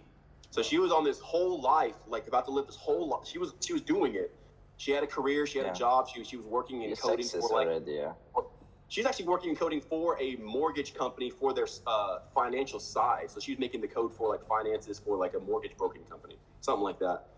And then she met me, and then through this energy that we're talking about here, she's taken it in, and she's changed her entire life. And she's like, oh my God, this is so life-changing. More people need to experience this. And then they'll push me to go like do interviews, hang out with people, go meet girls and all this other stuff. Amazing, dude. So they encourage it. No, that's amazing. No, that's really, Cool, man. really, really That's awesome cool. because you know, a man with a big assignment, you need more feminine energy to carry out what you need to do, man. It's an extension. Like Yeah, your Yeah, yeah. partner is a reflection of it you. helps, man. It's part of it. They're like the little bit of comfort I have left in life. If you don't eat and you don't really sleep and you don't ejaculate, the touch of a woman is like the most comforting thing that you can have because everything else is like I drink black coffee, I drink espressos. Everything's hard, man. Oh, bro, So that's having good. these Yeah. beautiful, dainty women around is just like it just brings a little bit more comfort. Amazing, dude. No, a lot of respect You're and like right, really man. cool. I'm like surprised, but actually pleasantly surprised that you kind of understand that feminine dynamic, and it's important. You need really, if you have a big purpose in life, you're gonna need a lot of feminine support for that in every way possible. Like you gotta talk to your mom if she's still alive, talk to your sisters, talk to all your like you. That feminine energy keeps your alpha really like tuned because you get a lot of perspective from the outside. Who gives a fuck about your dude friends? What perspective they give you, your feedback? Okay, a bro that really knows you and is really being honest with you, feedback is good, but ultimately it's like the feminine energy around you will refine you and you will end up like sharpening that sword that's pushing towards your purpose. Really, the women will help you find your purpose because they know you best. They know what you like, and if you're doing something that's not you, they're gonna keep you in check. Like, hey, bro, what? Or, you know, hey, Mikey, what are you doing? Like, what? That's not you, bro. For sure. Like, they're gonna keep you in check in the feminine way. Man, brother to brother will keep you in check in a different way, and it's obviously like a different type of love. But for you to be balanced between those two extremes of like feminine love and also you're receptive to other men and to your brothers, that means you're a very well balanced human being. Like you're able to travel super far that way. People that are too masculine, men, you're limited. Women that are too feminine, or men that are too feminine, you're limited. You have to really find that balance, and if you're able to do it, then you truthfully can take the stake of the You alpha, have made it. like the middle point. Your Yeah, love is worthy enough because you understand feminine love and you yeah. understand masculine love. You actually are worthy to sit on that throne of the alpha, and it's the alpha must be pure masculine. To be alpha, it is pure masculine, but you have to be able, you must be refined by the feminine. That's cool, dude. That's what's making you great, and what is going to push you to the next level, I believe, because you have it I appreciate that. Thank you, man. well balanced, dude. For some reason, like I didn't have a mom growing up. Like my whole situation's crazy, but for some reason, like there were always a bunch of women around me wanting to take care of me ever since I was like a kid. There you go, bro. I didn't They have a can mom, feel but it. like women would They can just like. feel the I need, remember Yeah, bro. like you're one lucky, time a man. girl stole my Dr. Dre CDs or my Dr. Dre CD, and or somebody stole. I didn't know who it was, but like my neighbor, I would hang out with this kid. His sister heard about it, and she like walked with me to go find out who stole it, and like was like threatening like to beat people up just to get it. Like women have always like taken care of me and like loved me and like shown Blessed. me massive love throughout my entire life, man. So Wow. like I owe a lot of respect to women. I love women, man. They've always been there for me, and not even as objects, because like again, I practice semen retention. So just having the essence of a woman is so valuable. Like nothing can replace it. Yeah, Nothing can replace the essence of a woman. dude, that's what makes you who you are. Like you Yeah. not, I mean, not just that, but that's I think pushing you to the next level. If you, if I understand correctly, like you can take the woman's energy and you just focus it all the opposite direction, and then you become the alpha. It has to be in touch with the feminine. Yeah, yeah, yeah, It has to yeah, be. yeah. What do you perceive the alpha to be like? What's the alpha like? If you can like define that, what is the alpha? Okay, it's geometric. If you look at a circle, if you look at a circle and you have the circumference, right? The Uh huh. circumference is the beta, okay, and the alpha is the center point. Oh, okay. It's geometrically. So if you maintain the center Okay. point, that's pure masculine. And then everything on the periphery is feminine respective to it. So this is something that you can use using, it's a geometric proof that you can use to prove masculinity and gender. That's dope. According to Hermes, who is Thoth, who is Saraswati, this is the mind, this is the mind of, you could say the mind of God, Hermes. I like that. Yeah. So there's Oh man. there's laws of there's actually a law of gender within Hermes, and meaning everything has gender, masculine and feminine, which would imply that everything has a center and everything has a periphery. So that understanding, like, what is it? That's why you call God He, because He's the center point, and Elohim is the angels, including God. So God itself would be purely masculine. Everything else beyond it is then feminine, including all the angels, all the archangels. Everything is feminine relative to the center point of the universe. You could call it like a black hole point. Like everything is feminine to that. So if you always have that as your center and you keep your heart on that point of like, yes, I'm the type of love that my heart is masculine love. Well, it's alpha love, meaning you have to be strong in yourself, but also forgiving and humble. This is you have to understand the responsibility of putting your heart on that alpha point. And to do that, you have to love you have to understand feminine love and masculine love. You can't take that throne without understanding both. It's not easy to get. Like that's been That's the powerful. yeah, man, that's been the last 18 years of my life, like humbling myself to those in authority, like those above me spiritually or physically, always being humble, and that pushes you closer and closer to the alpha point, because only the alpha point is actually the most humble point to be in. It's actually the most It humble supports position. and takes care of everything else around it. Exactly. We think of the alpha as the point of, no, the alpha point is actually the point of most humility, because it supports the whole system. Everything's hinging on it.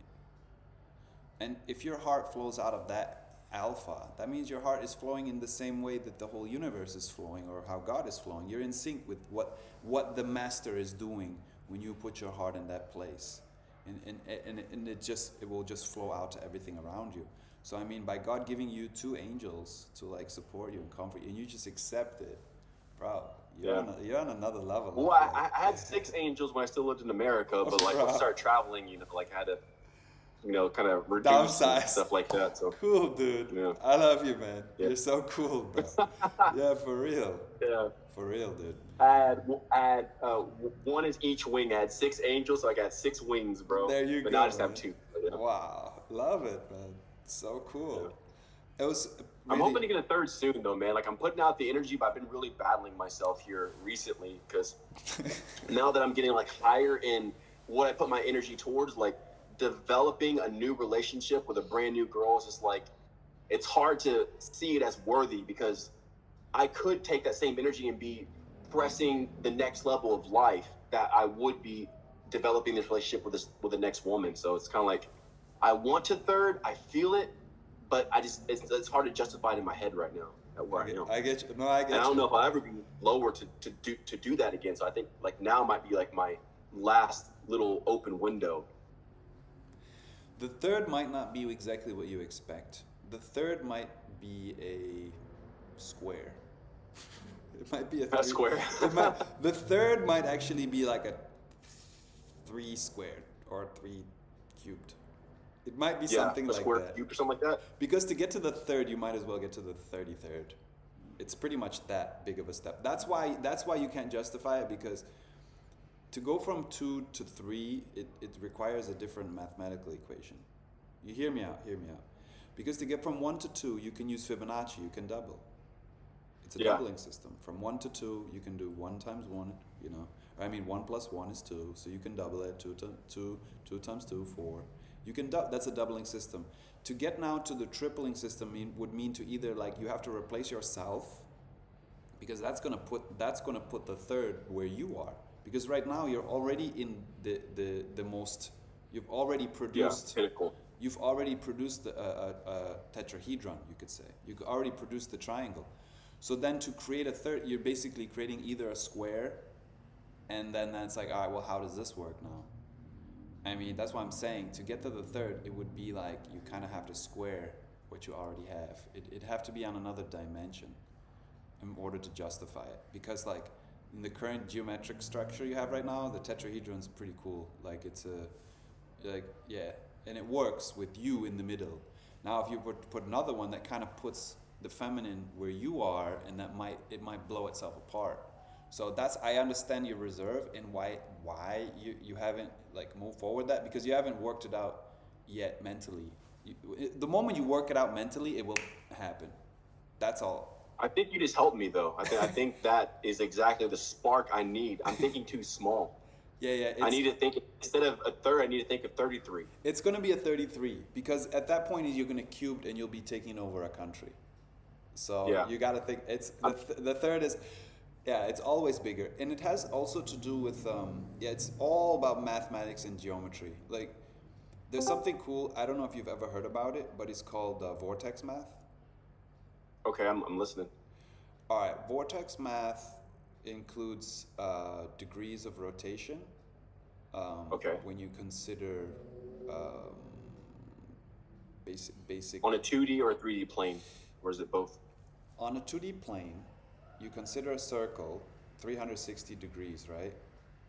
Mm-hmm. And there's a way you can divide it up. You can divide up the circle into either 3 pieces, and that would be 1, 2, 3. 90. Right? Yeah. It'd be 360 divided by 3. And so you have 90. each side. And that, or you can divide it up into 1, 2, 4, 8. Then it'd be 7, 5, 1. It's 1 doubled 2, 2 doubled 4, 4 doubled 8, 8 doubled 16 is 1 plus 7. So then 7, and then 7 doubled is what? 14, 4 plus 1 is 5, 5 doubled is 10, you're back to 1. 1, 2, 4, 8, 7, 5, 1, 2, 4, 8, 7, 5. It's a pattern that repeats itself throughout all numbers. So that's why they asked you, like, are you an 88? It would be what? It would be a 16 plus a 16, 1 is 7, 1 plus 6 is 7, plus 7 is 14, it's a 5. 88 is a 5 in its base, it's its base number. So the same happens with when you talk about the the triangle within the circle. You start with basically, how would you even start that? It would be the 0 point. You start at 0, and you'd get 3, and then you'd get a 6, and then the 9 is at the top. So the 9 could be either a 0 or a 9. Because we did 1, 2, 4, 8, 7, 5, 1, 2, 4, 8, 7, 5, and then the top is the 9, or the 0, and then the bottom leg is the 3, and then the other leg is the 6. And if these numbers start repeating, then you get a different pattern, which is repeating, like, for example, 9 times 9, 81 is a 9. Times 9, it always goes to 9. 3 times 3 is 6. Yeah. 6 times 3, right? It just it completely keeps 18. Yeah, it flops back and forth. It stays in itself. Stays flowing in itself. So this tripling system versus a doubling system, they operate independently of each other. But if they're operating simultaneously, then you start recording the path. You start recording the path within the triangle. It's the inner geometry of how an atom would have to be structured. It's all through geometry. But you can look it up. Just look up vortex math, and you will understand numbers in their base form. It's pretty interesting, and that's how I base all my intelligence and all my logic is all on geometry and based on geometric proofs. Like, a circle has a center point. So what are we arguing here? We're basically arguing gender. Center point is masculine. The peripheral is feminine. Or the peripheral is all masculine and the center point is feminine, however you want to look at it. Well, that kind of does go with biology as well. And I actually made a mistake earlier, because whenever you're saying like 3, like what is 360 divided into 3, I said 90, but it's like 120. So it's kind of it's 120. Go back on that for my own math.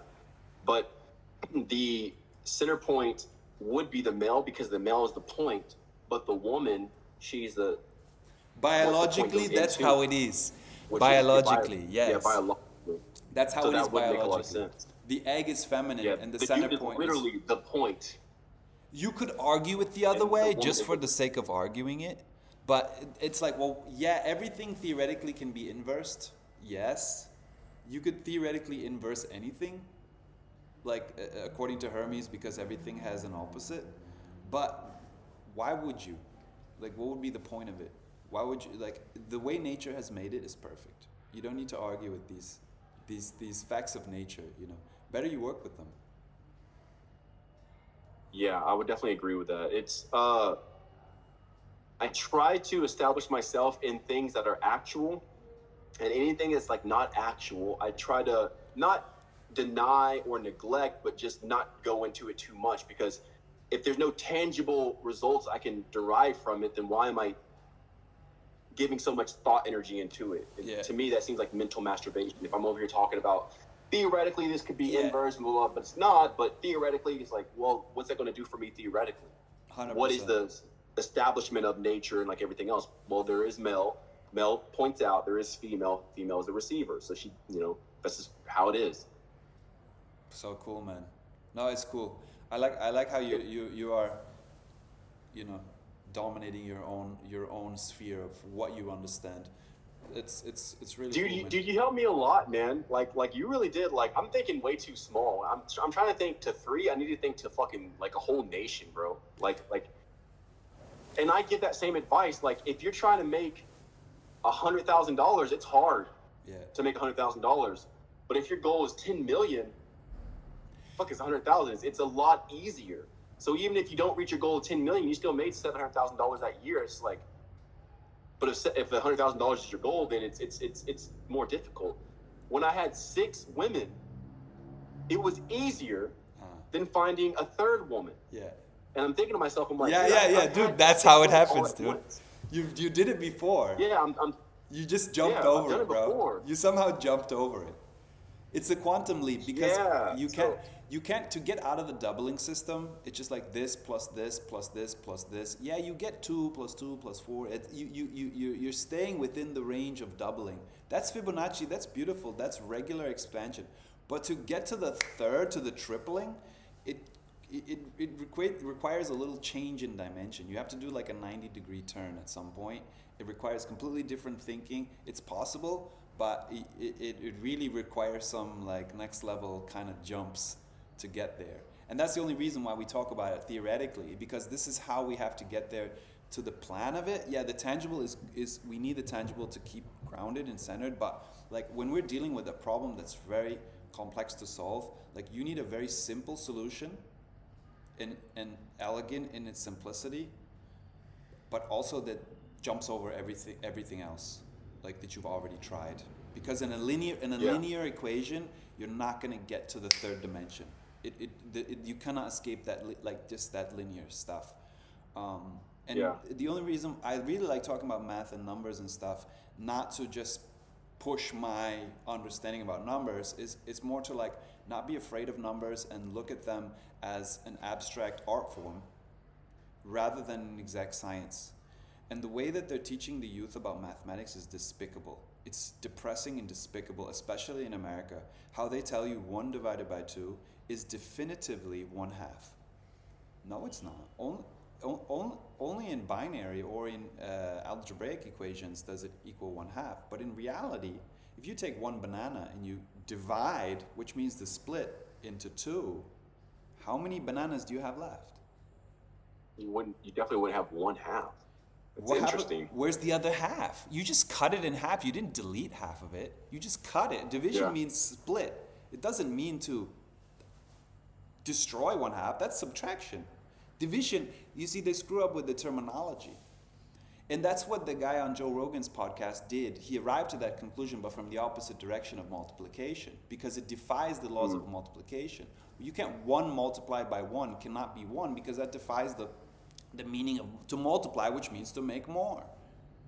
Yeah. So we're arriving to the same conclusion with division. If you divide, it means to split. If I have 1 birthday cake and I divide it into 2, do I only have 1/2 birthday cake left? What happened to the other half? I'm going to give it to Mikey.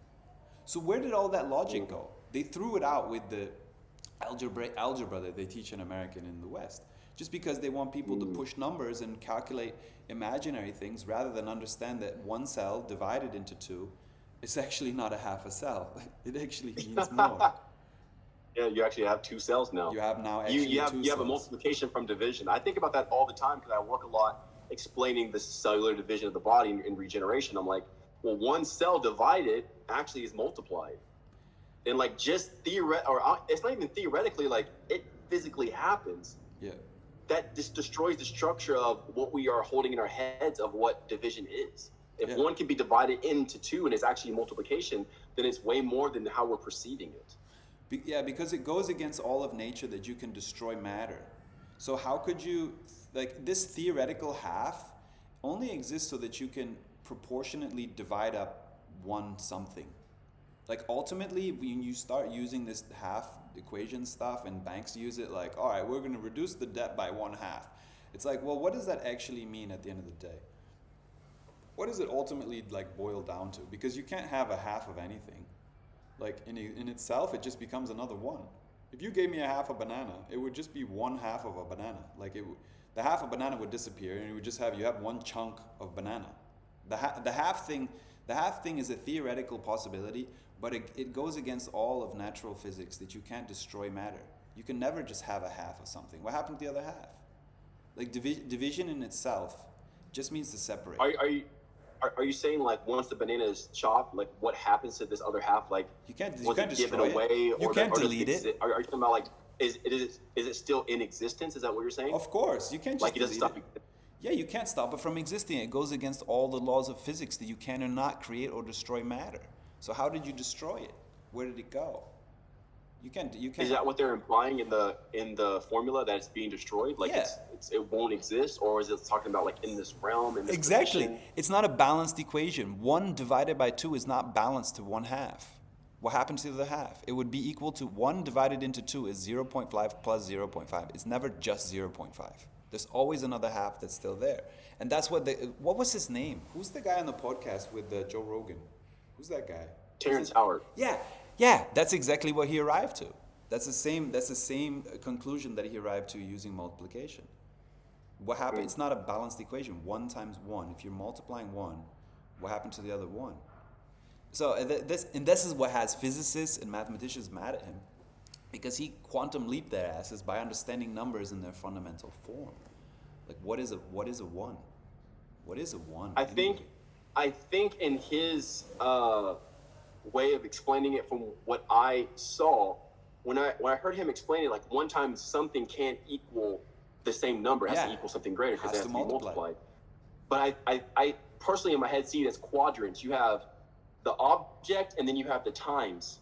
Okay. So 1 times 1 equals this, and 1 times 2, like, how many times is that thing showing up? The object could be a triangle, right? Yeah. And then the triangle showed up 1 time. Yeah. So instead of saying, like, 1 and 1, you would just have how many times did that thing show up? A 3 shows up to still be a 3. A triangle shows up 1 to be a triangle, but you do it 2, now you have 2 triangles. Now you have 2 3s, which would be a 6. So I think it's like how many times is that thing objectively showing up, whether it's a 1 or a triangle or a 2. It always represents as itself that first time, because that's all it could be until it's doubled or tripled or something else. So I saw it as that whenever he was saying something can't multiply and equal itself, that it's just showing up as itself the first time, because it's how is this? Yeah. How many times does that thing show up? Exactly. That means you, according to his logic, multiplying 1 by 1 wouldn't make any sense. Like, that first multiplication doesn't. Why would you even do it? Like, 1 times 1 1 time. Well, like what? Well, 1 by 1 makes sense. Yeah. But 1 times what does times mean? Hey, how many times did we do a podcast today? Yeah. Oh, we did it once. 1 podcast, 1 time. Yeah, 1 podcast. So, like, the 1 time I did it, we have 1. Well, but if we stopped this, came back later tonight, 7 o'clock, hey, we did it 2 times. So how many times did we show up? I'm still one person. I didn't, show up as a different entity or like a poltergeist. I'm still the same me that came up earlier, but the same number came up, or the same object came up twice. Yeah. That thing by itself would be, if it was a 3, it would be a 6. If I was a 3, just to get to the root of it, I would be a 6. But really, it'd be 2 3s. But just so we don't have like 100 times 100 and we have 3 showing up 100 times, we would just say 300 to take the spot in the placement of that. Yeah. Because that 3 is symbol. That 3 is those 3 100 times is now being represented as 300. Right. I mean, so So I think it's something like that. It's like 300 times or 100 times 3. yeah. So 3, 3, 3, 3, 3, and they just give it the number as the placement Right. for how many times it showed up. Right. So right. if 3 came up 100 times, we just say as easy symbols 300. Right. If 3 comes up once, just 3. If 1 comes up once, just 1. I think that's kind of where the disconnect is with the placement of it. But although I do think if the guy has inventions and he's used this math and they exist in reality, they're not just like theoretical, like his drones and stuff like that. If he actually built the drone and it works mechanically, I think he's onto something great. He has the patents for the VR and stuff like that, but has he applied the VR? Can you put the VR on, like the augmented reality? Like, is it, or because I know that if I wanted to right now, I could write a patent for a helicopter helmet where like you have a helmet and you have a propeller on top of it and it flies the person like that around the city. Right. But just because I drop a design for it and go get it patent doesn't mean it actually works. It's just a patent for that design, but it doesn't mean the design works. Patents don't verify or validify the invention. They just validify the design of the invention. So other people can't use those elements later in their own stuff. So now you can get a licensing to it and you can license your patent out so people can use your thing. You can actually screw over a lot of people by just patenting everything. So if I have a mirror here, so if you want to patent this rubber on the mirror, you can actually say, hey, I patent this. So now anybody who ever uses that rubber, they have to use your licensing, and if not, you can sue them and get money, even if your rubber wasn't even used for anything. Bro. So it's a big like licensing thing with patents. You're a very diverse person. You can pretty much talk about like any topic. That's cool. It's interesting, man. Yeah, bro. This is a circle. Yeah, bro. It's a circle. Yeah. No, it's very cool. If you extend yourself out too much on one thing, like it'll be severed, or it's going to be really hard to learn that one thing. But when you learn about all this stuff and you grow, it's never a burden. It's never burdensome. Hey, I have a question for you. So that way, as you grow, you grow elegantly, and you don't really age. It's easier on you. I love it. A question a little bit off, like different topic. Well, kind of going back to the purpose thing, and then we can maybe we can So, would you ever consider like training? I could see you like training the military in like energy wellness and like how to be super efficient in your thinking, and like I could see like you doing that at some point. Like like ultimately you would be the ultimate like soldier, dude. You could survive, imagine if the army, you taught this to the army. Could you ever think about that? I can see them doing that with you, dude. I can see like the government, like, dude, I'm taking Mikey Breathes. He's gonna teach the army how to like fucking survive, dude. Live. That's what I see. Like, I mean, I'm just seeing the elephant in the room, dude. That's for me, like, what ultimately you might end up doing, and for a good cause. America, you're American, right? Yeah, I'm American. I mean, America needs a strong army, and ultimately it makes us a stronger country. If you have a stronger, more healthy, because you need it, dude. We live in the physical world. Armies are real things. You definitely need an army. And I'm not saying you need something to resist. Yeah, dude. I'm just saying it would be a noble thing for you to do, to be like, I'm gonna train up our fucking Marines on how to be superhuman and how to get over their emotions and their fears and everything, and meditate and how to live like this. Like, honestly, it would upcharge the men of our country like to the next point, and it would give our leaders the confidence to be like, whatever is gonna happen, our army's fucking strong mentally, we are strong, morally, like we know. It would be a really interesting niche to put yourself in, and I would support it 100%. I'd be like, yo, dude, go do it. I'm gonna like stand by. I'm gonna like chaperone this shit, dude. That is crazy, bro. That is very beautiful. Would you do it? I love your idea. That's awesome. That is awesome, man. Would you?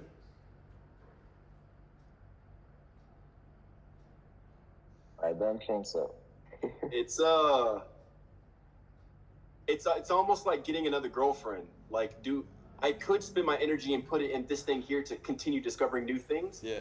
Or I could just settle the energy I know and go put it into something else. That's where it's hard. It's That's why I don't get on phone calls or like do a lot of coaching, is because once that energy is set, that's all it goes to. So it'd be cool on paper as a title, like train the military, and it'd be awesome even in my head, but I know it wouldn't be reciprocated back to me. Like the energy I put into this, it would be amazing, but part of my soul would end up dying with it, and I would lose what I have right now. So in theory, I would love it. I think it'd be fucking awesome to train them how to get bigger muscles without working out. And I already do this in my Discord, so I've already trained multiple people. Hey, Sash, pull up the. What is this? Okay, cool. So I've already trained multiple people in the same methods to get muscles without working out. I want to show you one of them. This is one of my clients right here. Now, this is one-on-one, right? But if I was to train a whole military, so this is him before, and this is him after. Man, I know it doesn't. You know what I can do this right here. No, I can see it, bro. It's looking good, dude. Wow. There we go. Bro. Cool. So I trained him on the same way, and he got bigger muscles without working out, without doing body weight, without doing calisthenics. I literally made his muscles grow bigger just by using his mind. So it'd be really cool to show the military how to do this. Like, hey, look, you can save on like gym spaces. You can save on supplement. Like you don't need supplements. All you need is a clear mind, and you can make your muscles grow bigger. So it'd be cool on paper, but I just know at the end of the day, if I'm everybody who gives themselves over to an office, Obama, Trump, generals, that it takes so much life force to sustain it because it's hinging on you. And do you see this field worth giving your life force to, which might kill you? Yeah, like I'm saying, it's really hard to justify. I get it, and I just see it like, I mean, whether it happens or not, it's for fate, right? I would see it happening. Yeah. Like you're a private contractor, bro. You're not military. You're not gonna. You would go there. They would hire you. You know what I mean? To do like talks and stuff to like optimize them, bro. I would manage that shit. I would make sure that everything happens, cool vibes and everything. Like, I would. I mean, I've worked with the military before on different stuff, but really? Just not this method here. Oh, okay, you know, like the FBI, SWAT team, and things like that. Really? Have photos with me. I can't even post them because like some of the people are like private. You know, I actually posted it once and they got onto me like, bro, you can't be sharing this shit out there with people like me, with a bunch of like FBI people and stuff like that. But like, you're gonna blow our cover.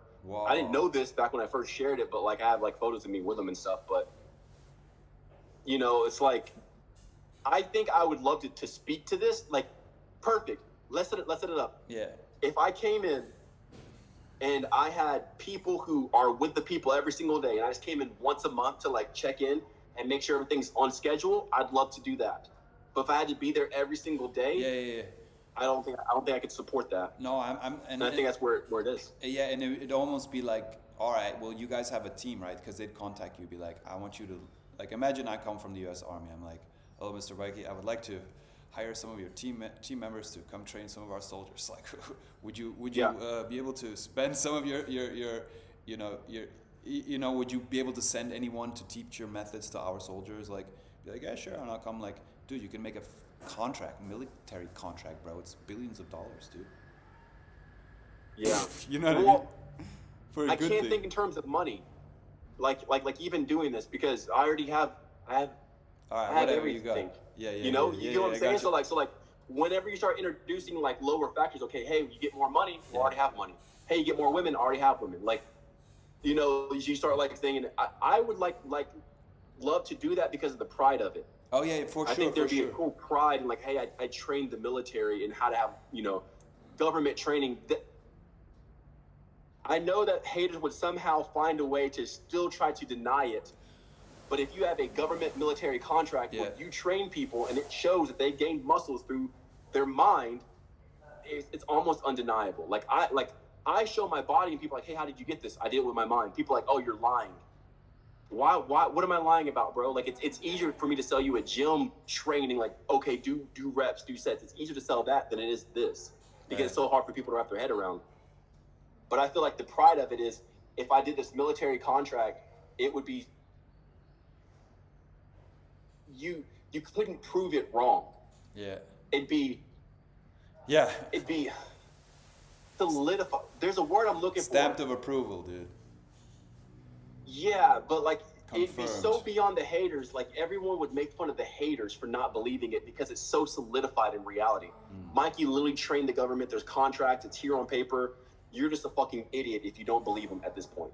And that's why I would do it.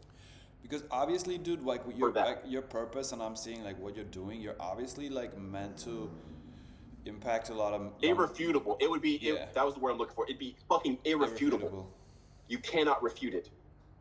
At that point, like the CIA using like remote location, remote viewing, and stuff like It's that. real. CIA using like just different like psychic abilities, stuff like that. Like I'm observing on the outside, just like curious, like what motivates a person like you, because you have so much potential, and I feel like it's not even just potential, dude. It's responsibility, man. You have like now a God-given responsibility to maintain whatever you have going on, to guard it, to protect it, and you have like two women like angels to protect it, to guard it.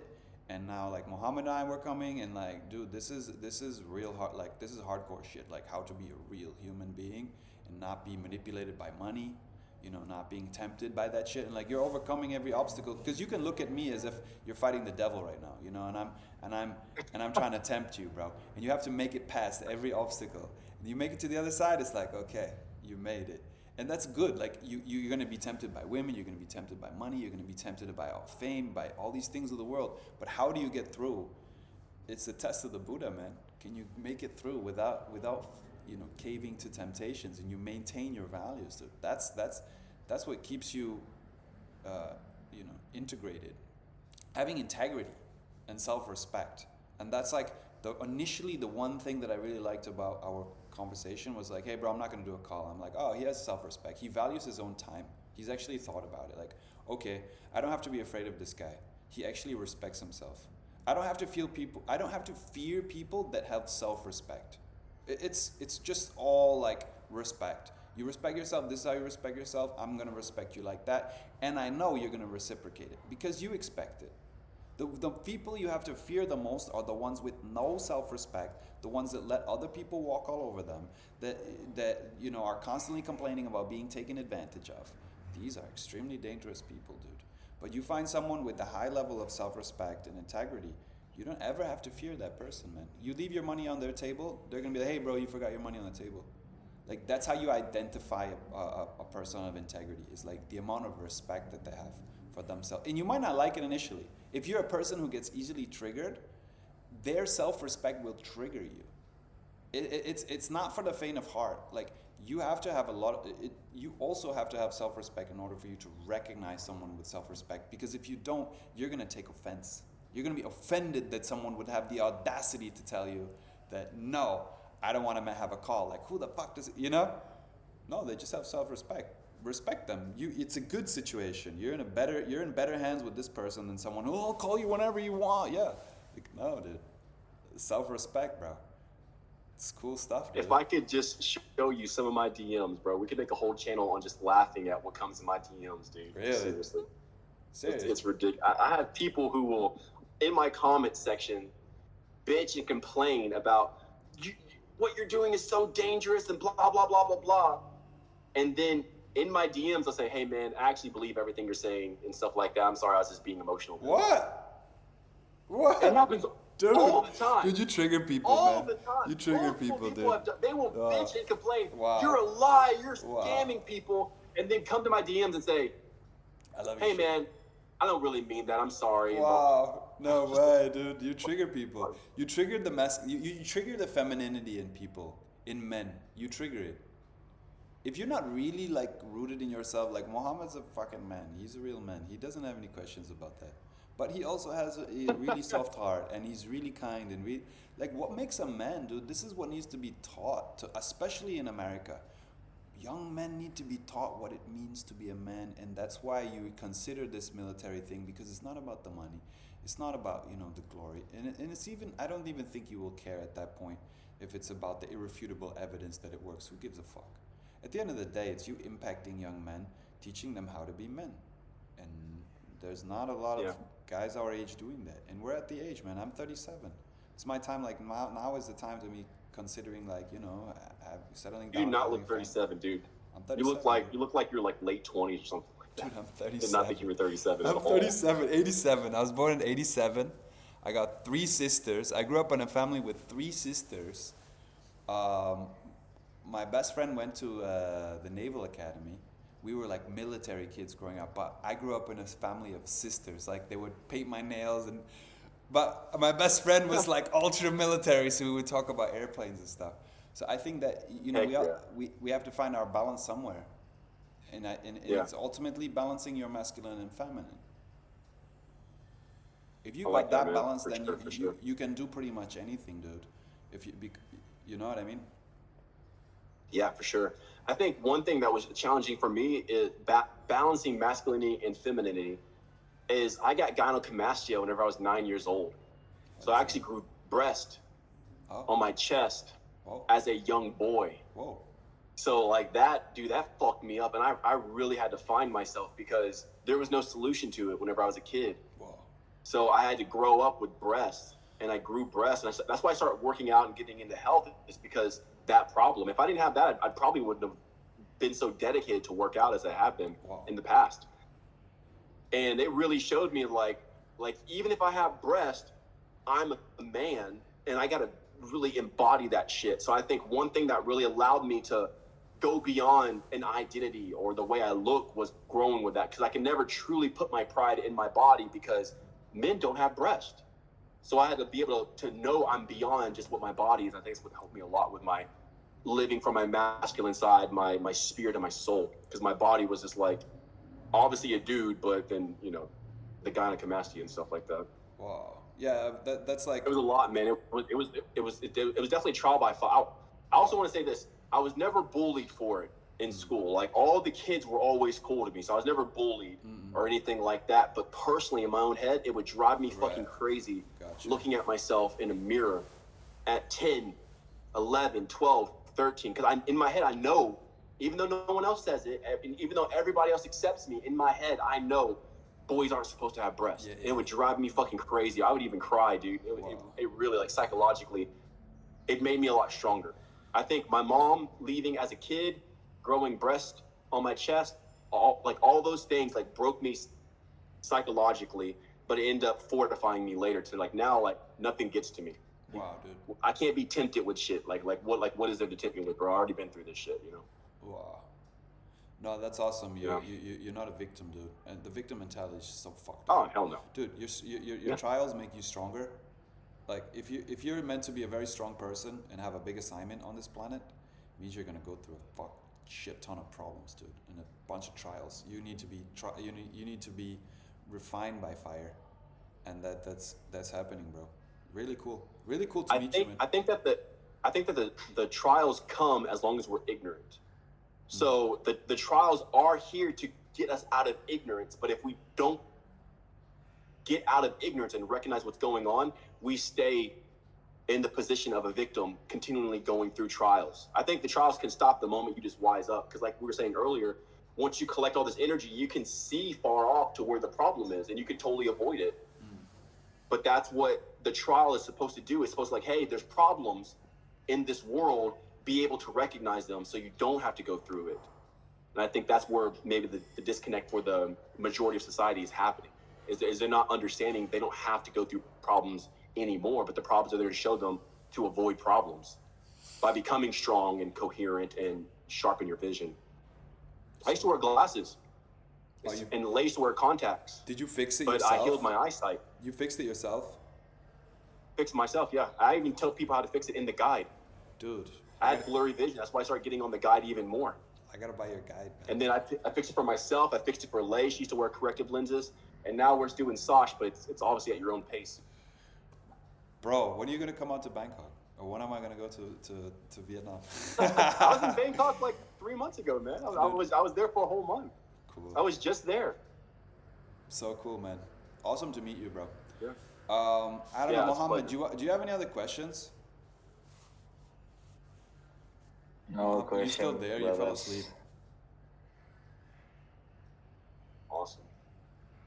Bro, it's really Well, yeah, nice to guys, thanks meet for you. chatting up with me and bringing this stuff out. No, wait. I Yeah. have a question for Okay, Mike. go, Mohammed. Bro, any advice for my next life?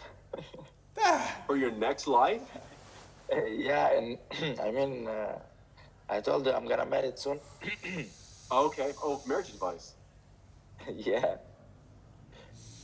I think you're more experienced. Like you have two women, you live with them, so Understand that she just wants to be with you. Like this is like, how long have you guys dated for? How long have you guys been together? around 5 years. Okay, cool. Perfect. Understand she wants to be with you. Everything she's doing that may irritate you is to try to get your attention, to be with her and give her attention. I think we lost Every him. fuck up, every Attention. mistake, every argument, every yelling, every little tick that gets to you or something like that, that's just literally her signaling she wants more of your attention and time because she loves you and wants to be with you. And if you view it that way, it'll avoid every single argument and fight. Everything she's marrying you because she wants to be with you. She lives with you because she wants to be with you. She's even arguing and raising her voice or anything like that or complaining because she just wants to be with you and she wants you to hug her and love her and kiss her. That's it. If you know that, bro, you'll go 20, 30, 40, 50 years in marriage and it'll be smooth. Thank you, man. Wow. It took me a long time to figure that out, but like since then, dude, my marriage is fucking smooth. It is good. Like you don't have to, like all this other bullshit. Oh, you're gonna fight and it's gonna be hard. Yeah. Those are people who don't understand. When you understand she loves you to the end of the world and back, bro, you'll treat her as delicate as she actually is because she's so delicate. Men are rocks. Women are flowers. So rocks can easily tear through flowers, but it's power not to tear. It's harder and it takes more discipline not to tear the gentle thing than it would be to tear the gentle thing. So prove your strength by nurturing it and fertilizing it in a sense, like, giving it water and feeding it and putting it in the sun so it can grow, so the flower can blossom into what it really is, and don't hold it back. Allow her to be exactly who she is, knowing she wants to be that because she loves you. Yes. God bless you guys. God bless you, bro. Another level, man. It's cool, man. It's really cool to be at this point in maybe human history or civilization that we can like have these cool conversations with people without having to be so like intimidated by each other. Like, hey, we're just bros hanging out. Like, you're fucking cool, Mohammed. You're fucking cool. I don't know. I think I'm pretty cool, but like just to be able to talk like this open and bro, you're cool as shit. What are you talking about, man?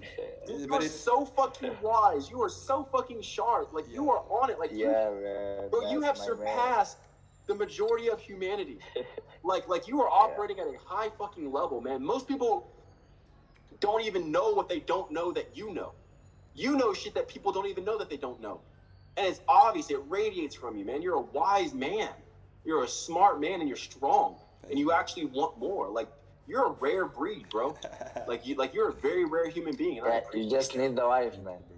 You just need the wife. Working on it, no, I mean he has himself, whether he gets a wife or not, like he's completing himself. He's a very valuable man.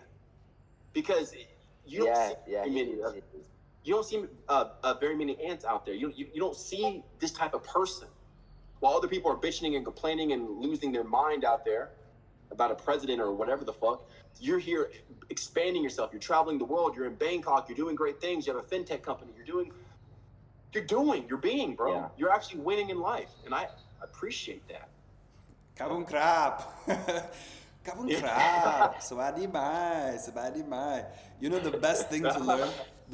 Before you guys go, there's one thing you need to learn when you travel and you learn a language. The best word to learn is Khao to krab. Yeah. Khao to krab. You know what it means? Khao to krab. Khao to krab. It means I apologize. I'm sorry. Learn that word.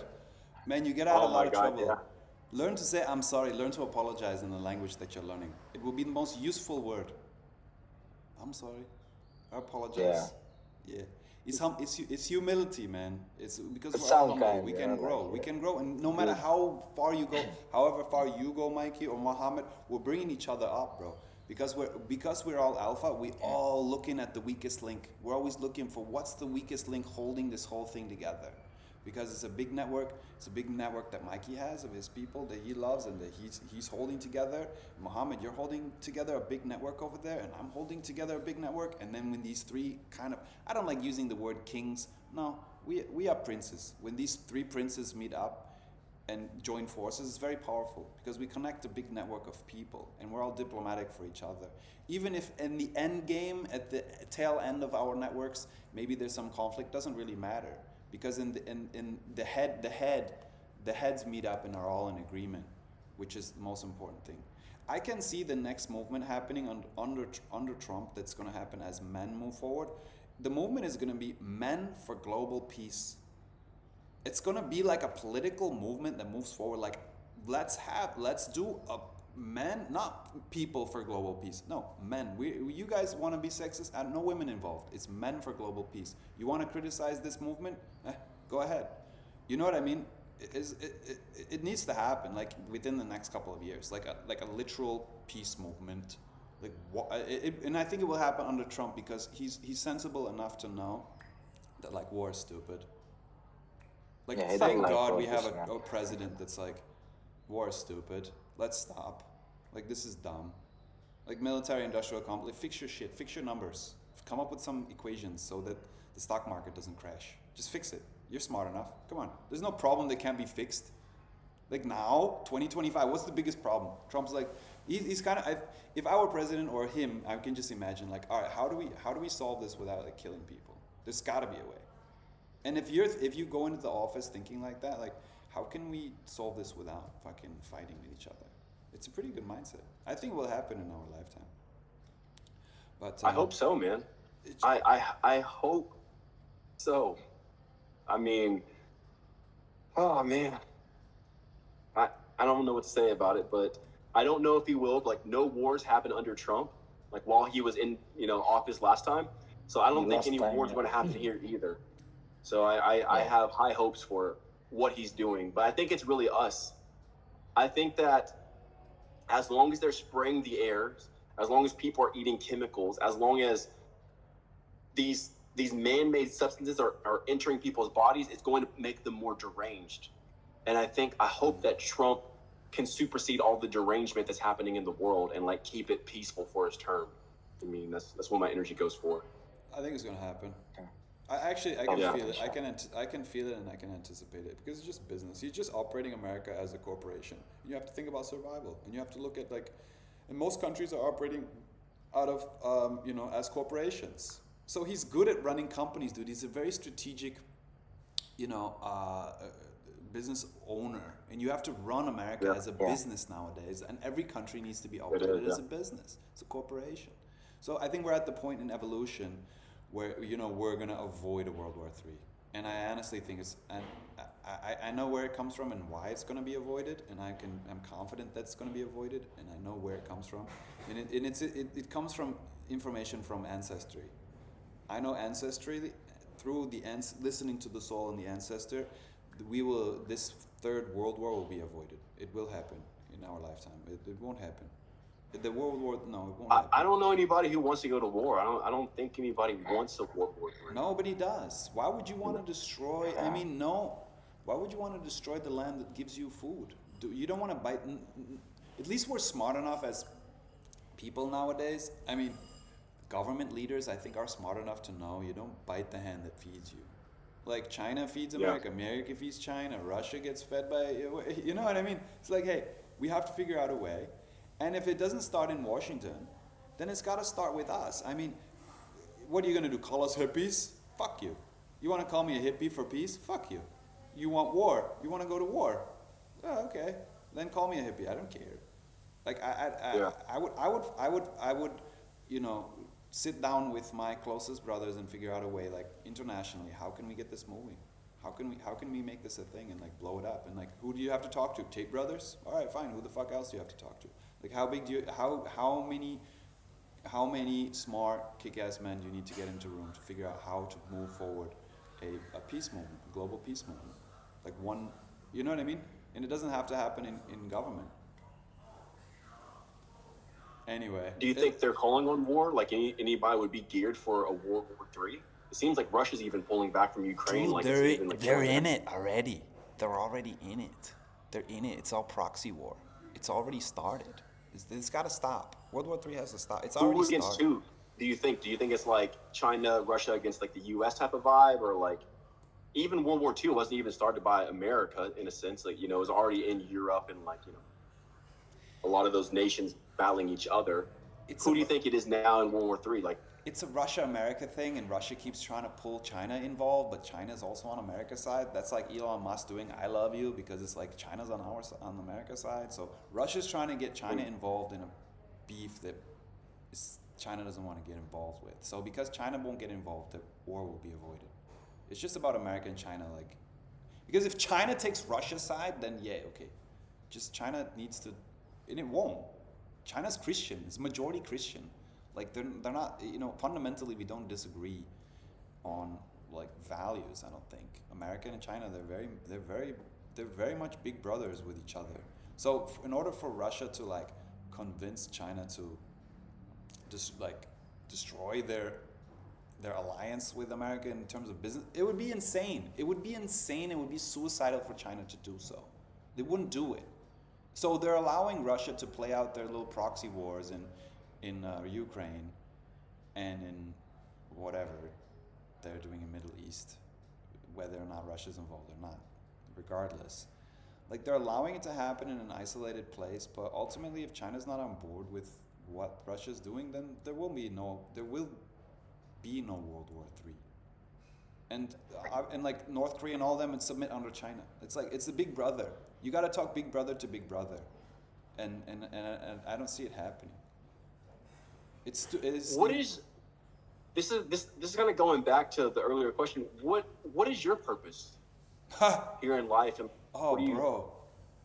Yeah, well, I actually think that life in itself, the purpose of life is just life. Life doesn't need an extra purpose to it. But my particular assignment, I'm still figuring that out, but it does have a lot to do with like training young men to be men as young as possible. Like learn at the age of 10. Don't lie to your dad. He's there to protect you. Don't lie to your best ally. Don't lie to your lawyer. Don't lie to people that are there to cover you. Learn to use your minds. Like you learn when to lie to the right people at the right time. Like, don't just say lying's bad. No, no, no. As a man, you need to be taught when to use your words, who to lie to, who not to lie to, and this is not going to come from a woman. This is wisdom from men. So, it's my purpose is to like okay share wisdom, yes, but ultimately like be the best man that I can be, and that involves being humble and wise as possible. Um, yeah, basically, yeah. It's hard to define, man, and I'm still searching for it like you. Like, what would be like the best use of me? And it might just be to have a family and have kids, and then my kids grow up and they do great stuff, and it might just to be like a cool friend to you, and you guys go out and do all this crazy stuff, and I'm just gonna sit at home and I don't really, I just like consult. I'm like a consultant, like a life consultant, like because I don't like to give advice. I'm a good consultant because I don't give advice. Even if you squeezed me for it, I wouldn't give you advice. It's like against my principle of like giving someone advice. I don't want to give you advice so that you can escape your own responsibility to make your own decisions. And I don't want to even be responsible for swaying your decision. I want your decision, hard decisions, to come from 100% you. And I will, as a friend, push you to protect you from outside influence, so that your decision, when it finally comes down to it, is your decision and you didn't make it out of any advice. It came from you, from your soul, from your ancestors. So I think like as a friend, I'm good at that, to push people back inward to find the answer within themselves. Not like, oh, what should I do? And what should I do? I don't know what to do. Like, well, sorry, I can't give you that information, and it would be unwise and really irresponsible for me to give you advice. What specifically made you go to Bangkok in Thailand? It's Buddhist freedom. It's a good king. Are you Buddhist? Yeah, 100%. That's cool. That's really cool. I didn't know that. Yeah, yeah. I'm also Christian. Okay, yeah. And Makes also, sense. I have a lot of Muslim brothers. And I also, well, I study Hinduism in Bali. So it's like more knowledge, the better. Whether to subscribe to it, like I will Yeah. call myself Christian, yes. Also, I call myself Buddhist. It just adds to it. You call me Christian? Yes. You call me Buddhist? Yes. How can you be both? Is it against the law to be a Christian and a Buddhist? What do you feel like is the greatest powerful thing you know that can be applied in reality? Understand what is understanding. What is your definition of understanding? To become one with what you know. Be the one, yeah. To unify it. To unify it into yourself. When it becomes one with you, whatever you learned, if it's part of you, then you can use it. Understanding is becoming one with whatever is that knowledge. It's part of you now. Understanding is useless if it's external of you, and you can't actually use it. Like understanding. Is there something you're seeking to make yourself one with in this tangible reality, or like some sort of like knowing besides like God or something? Like, is there something like, okay, I want to be one with understanding engineering better, or the tech industry, or is there something that you're looking like that towards? When you disassemble the whole matrix and you realize it's all imaginary, right? You get down to like just the emptiness of the mind, and there's nothing there. All there is just questions. You get down to some fairly open-ended questions like what is even understanding? What does it even mean to understand? Like, where do you draw the line between, oh, I didn't understand and now I understand? Like, where was the threshold? What happened to the point where you can actually say, yes, I understand? Because ultimately, if you have understanding, you have that thing that we overlook. We all want it, but we overlook it.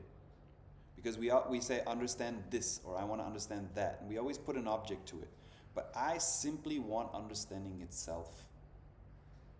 That's the thing that I want. As an entity. Yes. It's almost like an entity. You want to be possessed by the entity of understanding so you can grasp what is. Yes. Yes. And because we want wisdom. We all want wisdom. How do I make a good decision? Well, you only make a good decision through understanding. And that thing, that entity of understanding, just like fear is an entity. You tell that fucking entity to go, get out of here. You have no right to be here. It's an entity. Have you ever seen a demon? Yeah. Like an actual like apparition type of demon? Kind of going into lucid dreams, yeah. But not like as a being.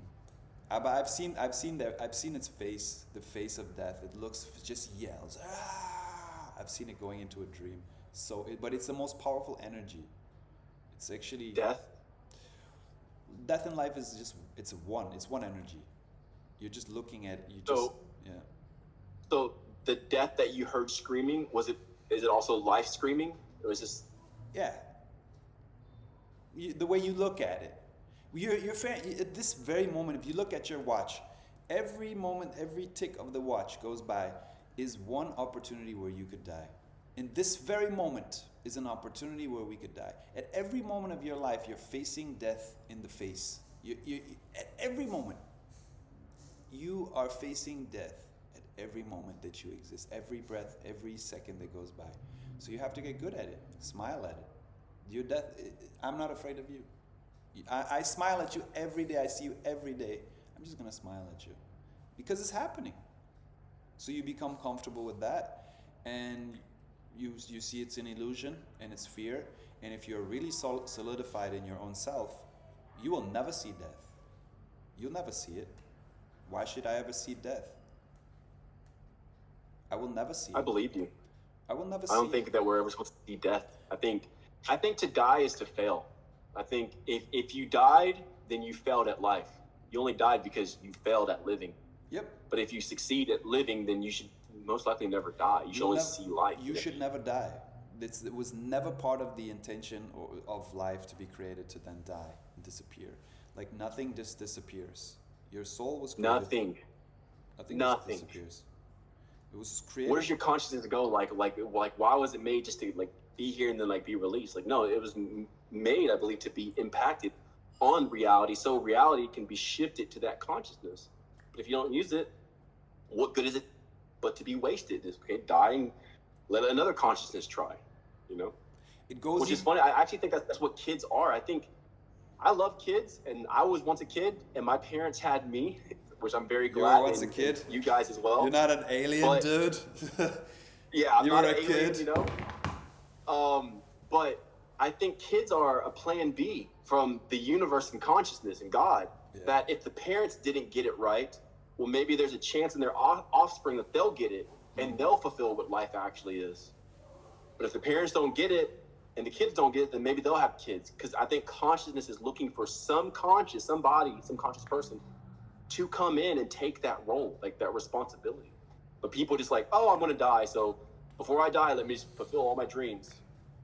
And they end up like never even knowing that they have a responsibility while they're living.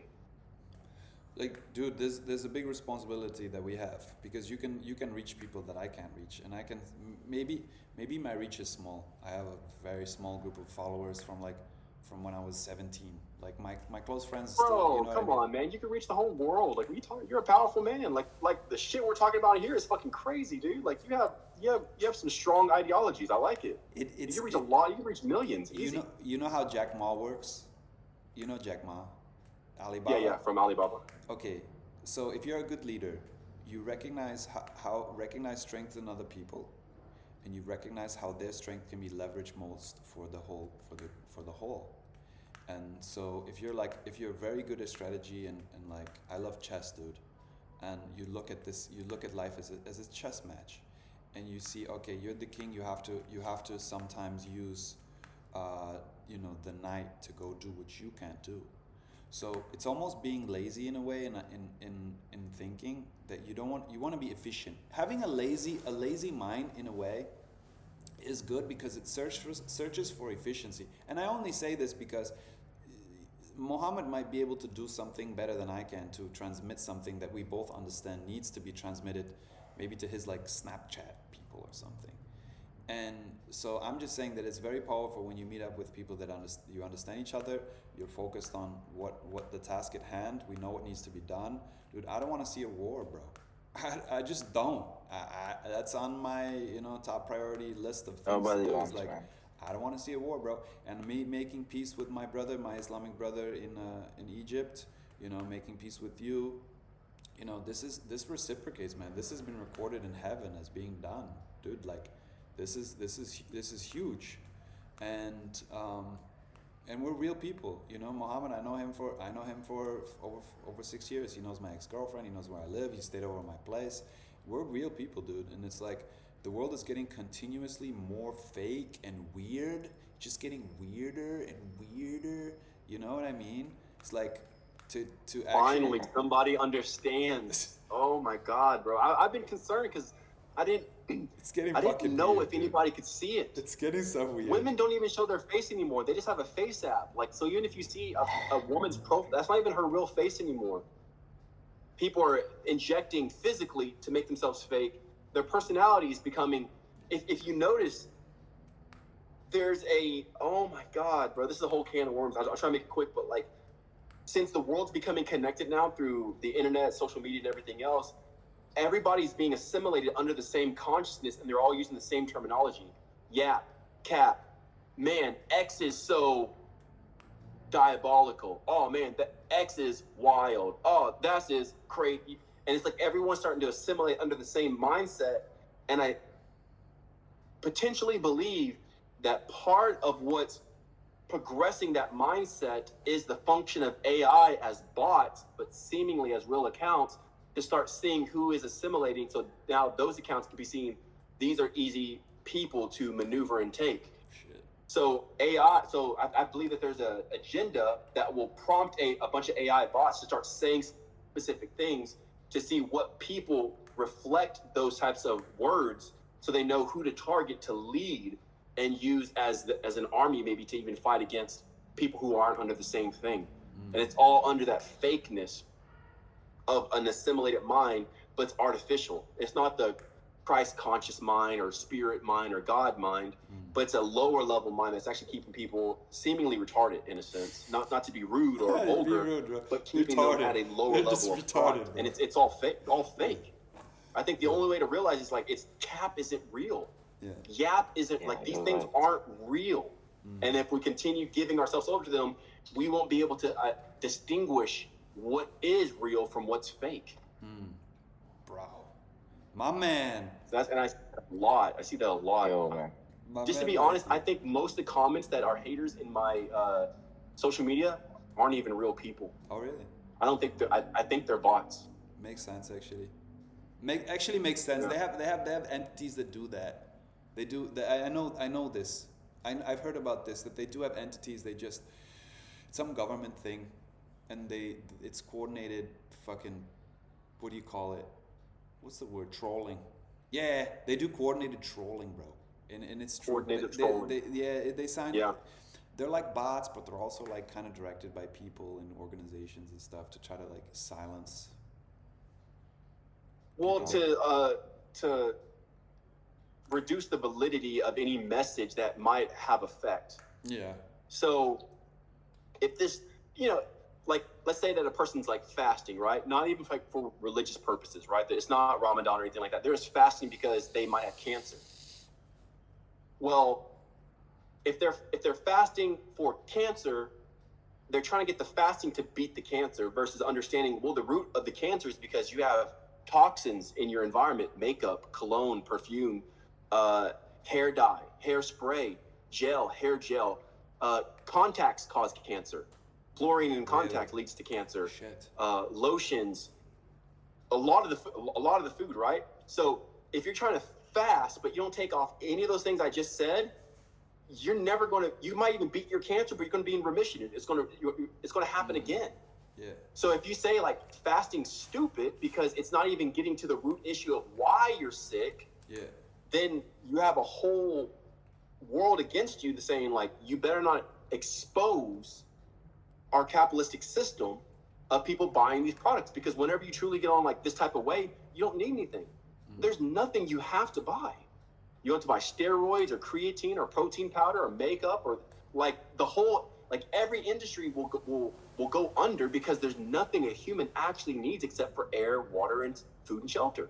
That's the only thing people need. But everything else, because it's fake, now we're in like to the spiritual side of it, because it's fake, it can only produce fake results, which are cancer. Cancer is the sign that the person is mutated. Wow. Their cells are mutating because they're not living a real life. You can only have something mutate if it's not real, because what is real is life. And if it's not real, then it's death. Wow. So cancer is the manifestation to show us the evidence that we're not living a real life. Because as long as we're real, how could we get sick? How could we get cancer? How could we, having even been sick in like 5 years? How do you get sick if every cell in your body is real? You don't. You only get sick if cells in your body start turning fake. Wow. Your stem cells, your antibodies, even your blood cells and stuff like that. So the fakeness is leading into, and right along with it, the rate of cancer is rising, even though we have more medicine than ever. So it's showing itself, but people can't see it because they've gone so deep into the fakeness that even if you tell them this, they can't comprehend what's even being stated. It's really crazy to see. Wow, bro. Deep stuff. Guys, Wow, it's been a man. pleasure Yeah. talking. We've been going for like it's 5:30 now. We started when? 3 o'clock? 4? Yeah. 5? Yeah, dude. Almost My 2.5 phone's hitting low battery hours, mode you right guys. now. No, we're It's cool. really nice to talk to you guys. All right, The I'm gonna stop the we didn't feel the recording. It time was super nice meeting both of you. Well, I know you, Mohammed. Nice meeting you, Mikey. You the man. Yeah, nice to meet both of you again, Yeah. Anthony and Mikey. Yeah. I'm Love hopefully to see you soon in the real life, inshallah. See you in Egypt, bro. We're gonna Muhammad, go you have a to brother here, bro. Yo. Hit me up on Instagram and we'll follow each other and like Yeah. connect. Yeah, sure. Mohammed's Or you guys can have my WhatsApp or whatever, or in Discord, whatever. It doesn't matter. Cool. All right, guys. Yeah, I'm okay, gonna take I'm it. gonna shut off Discord. So you guys have a great rest of your evening, or what time is it over there, Mohammed? Yeah, you too, brothers. You too. It's here still 12. Okay. afternoon. My man. There's All right. Awesome, different man, 6 bro. I hours love between you, bro. me and you. Thank you for having me on, man. Hey, when you get a chance, shoot me the files. I You have some of my too. editors Thank chop it you. up and like make like little clips out of it. But dude, it was great chatting Yeah. with you, man. Like this blew my expectations, man. You are such a great dude, a great person. You're full of wisdom. You're full Yo. of wisdom in life, and it's really refreshing to know that I have a brother out there. You're not just an NPC, but you're somebody of like substance, and I really appreciate you, man. Thanks for sure. being so awesome. Yeah, for sure, bro. Thank you, mate. Right Thank back you. at you. Have a Hey, great Mahan, day, nice guys. meeting you, bro. All right. Take care, you guys. Bye. Thank you. All right, See later. you.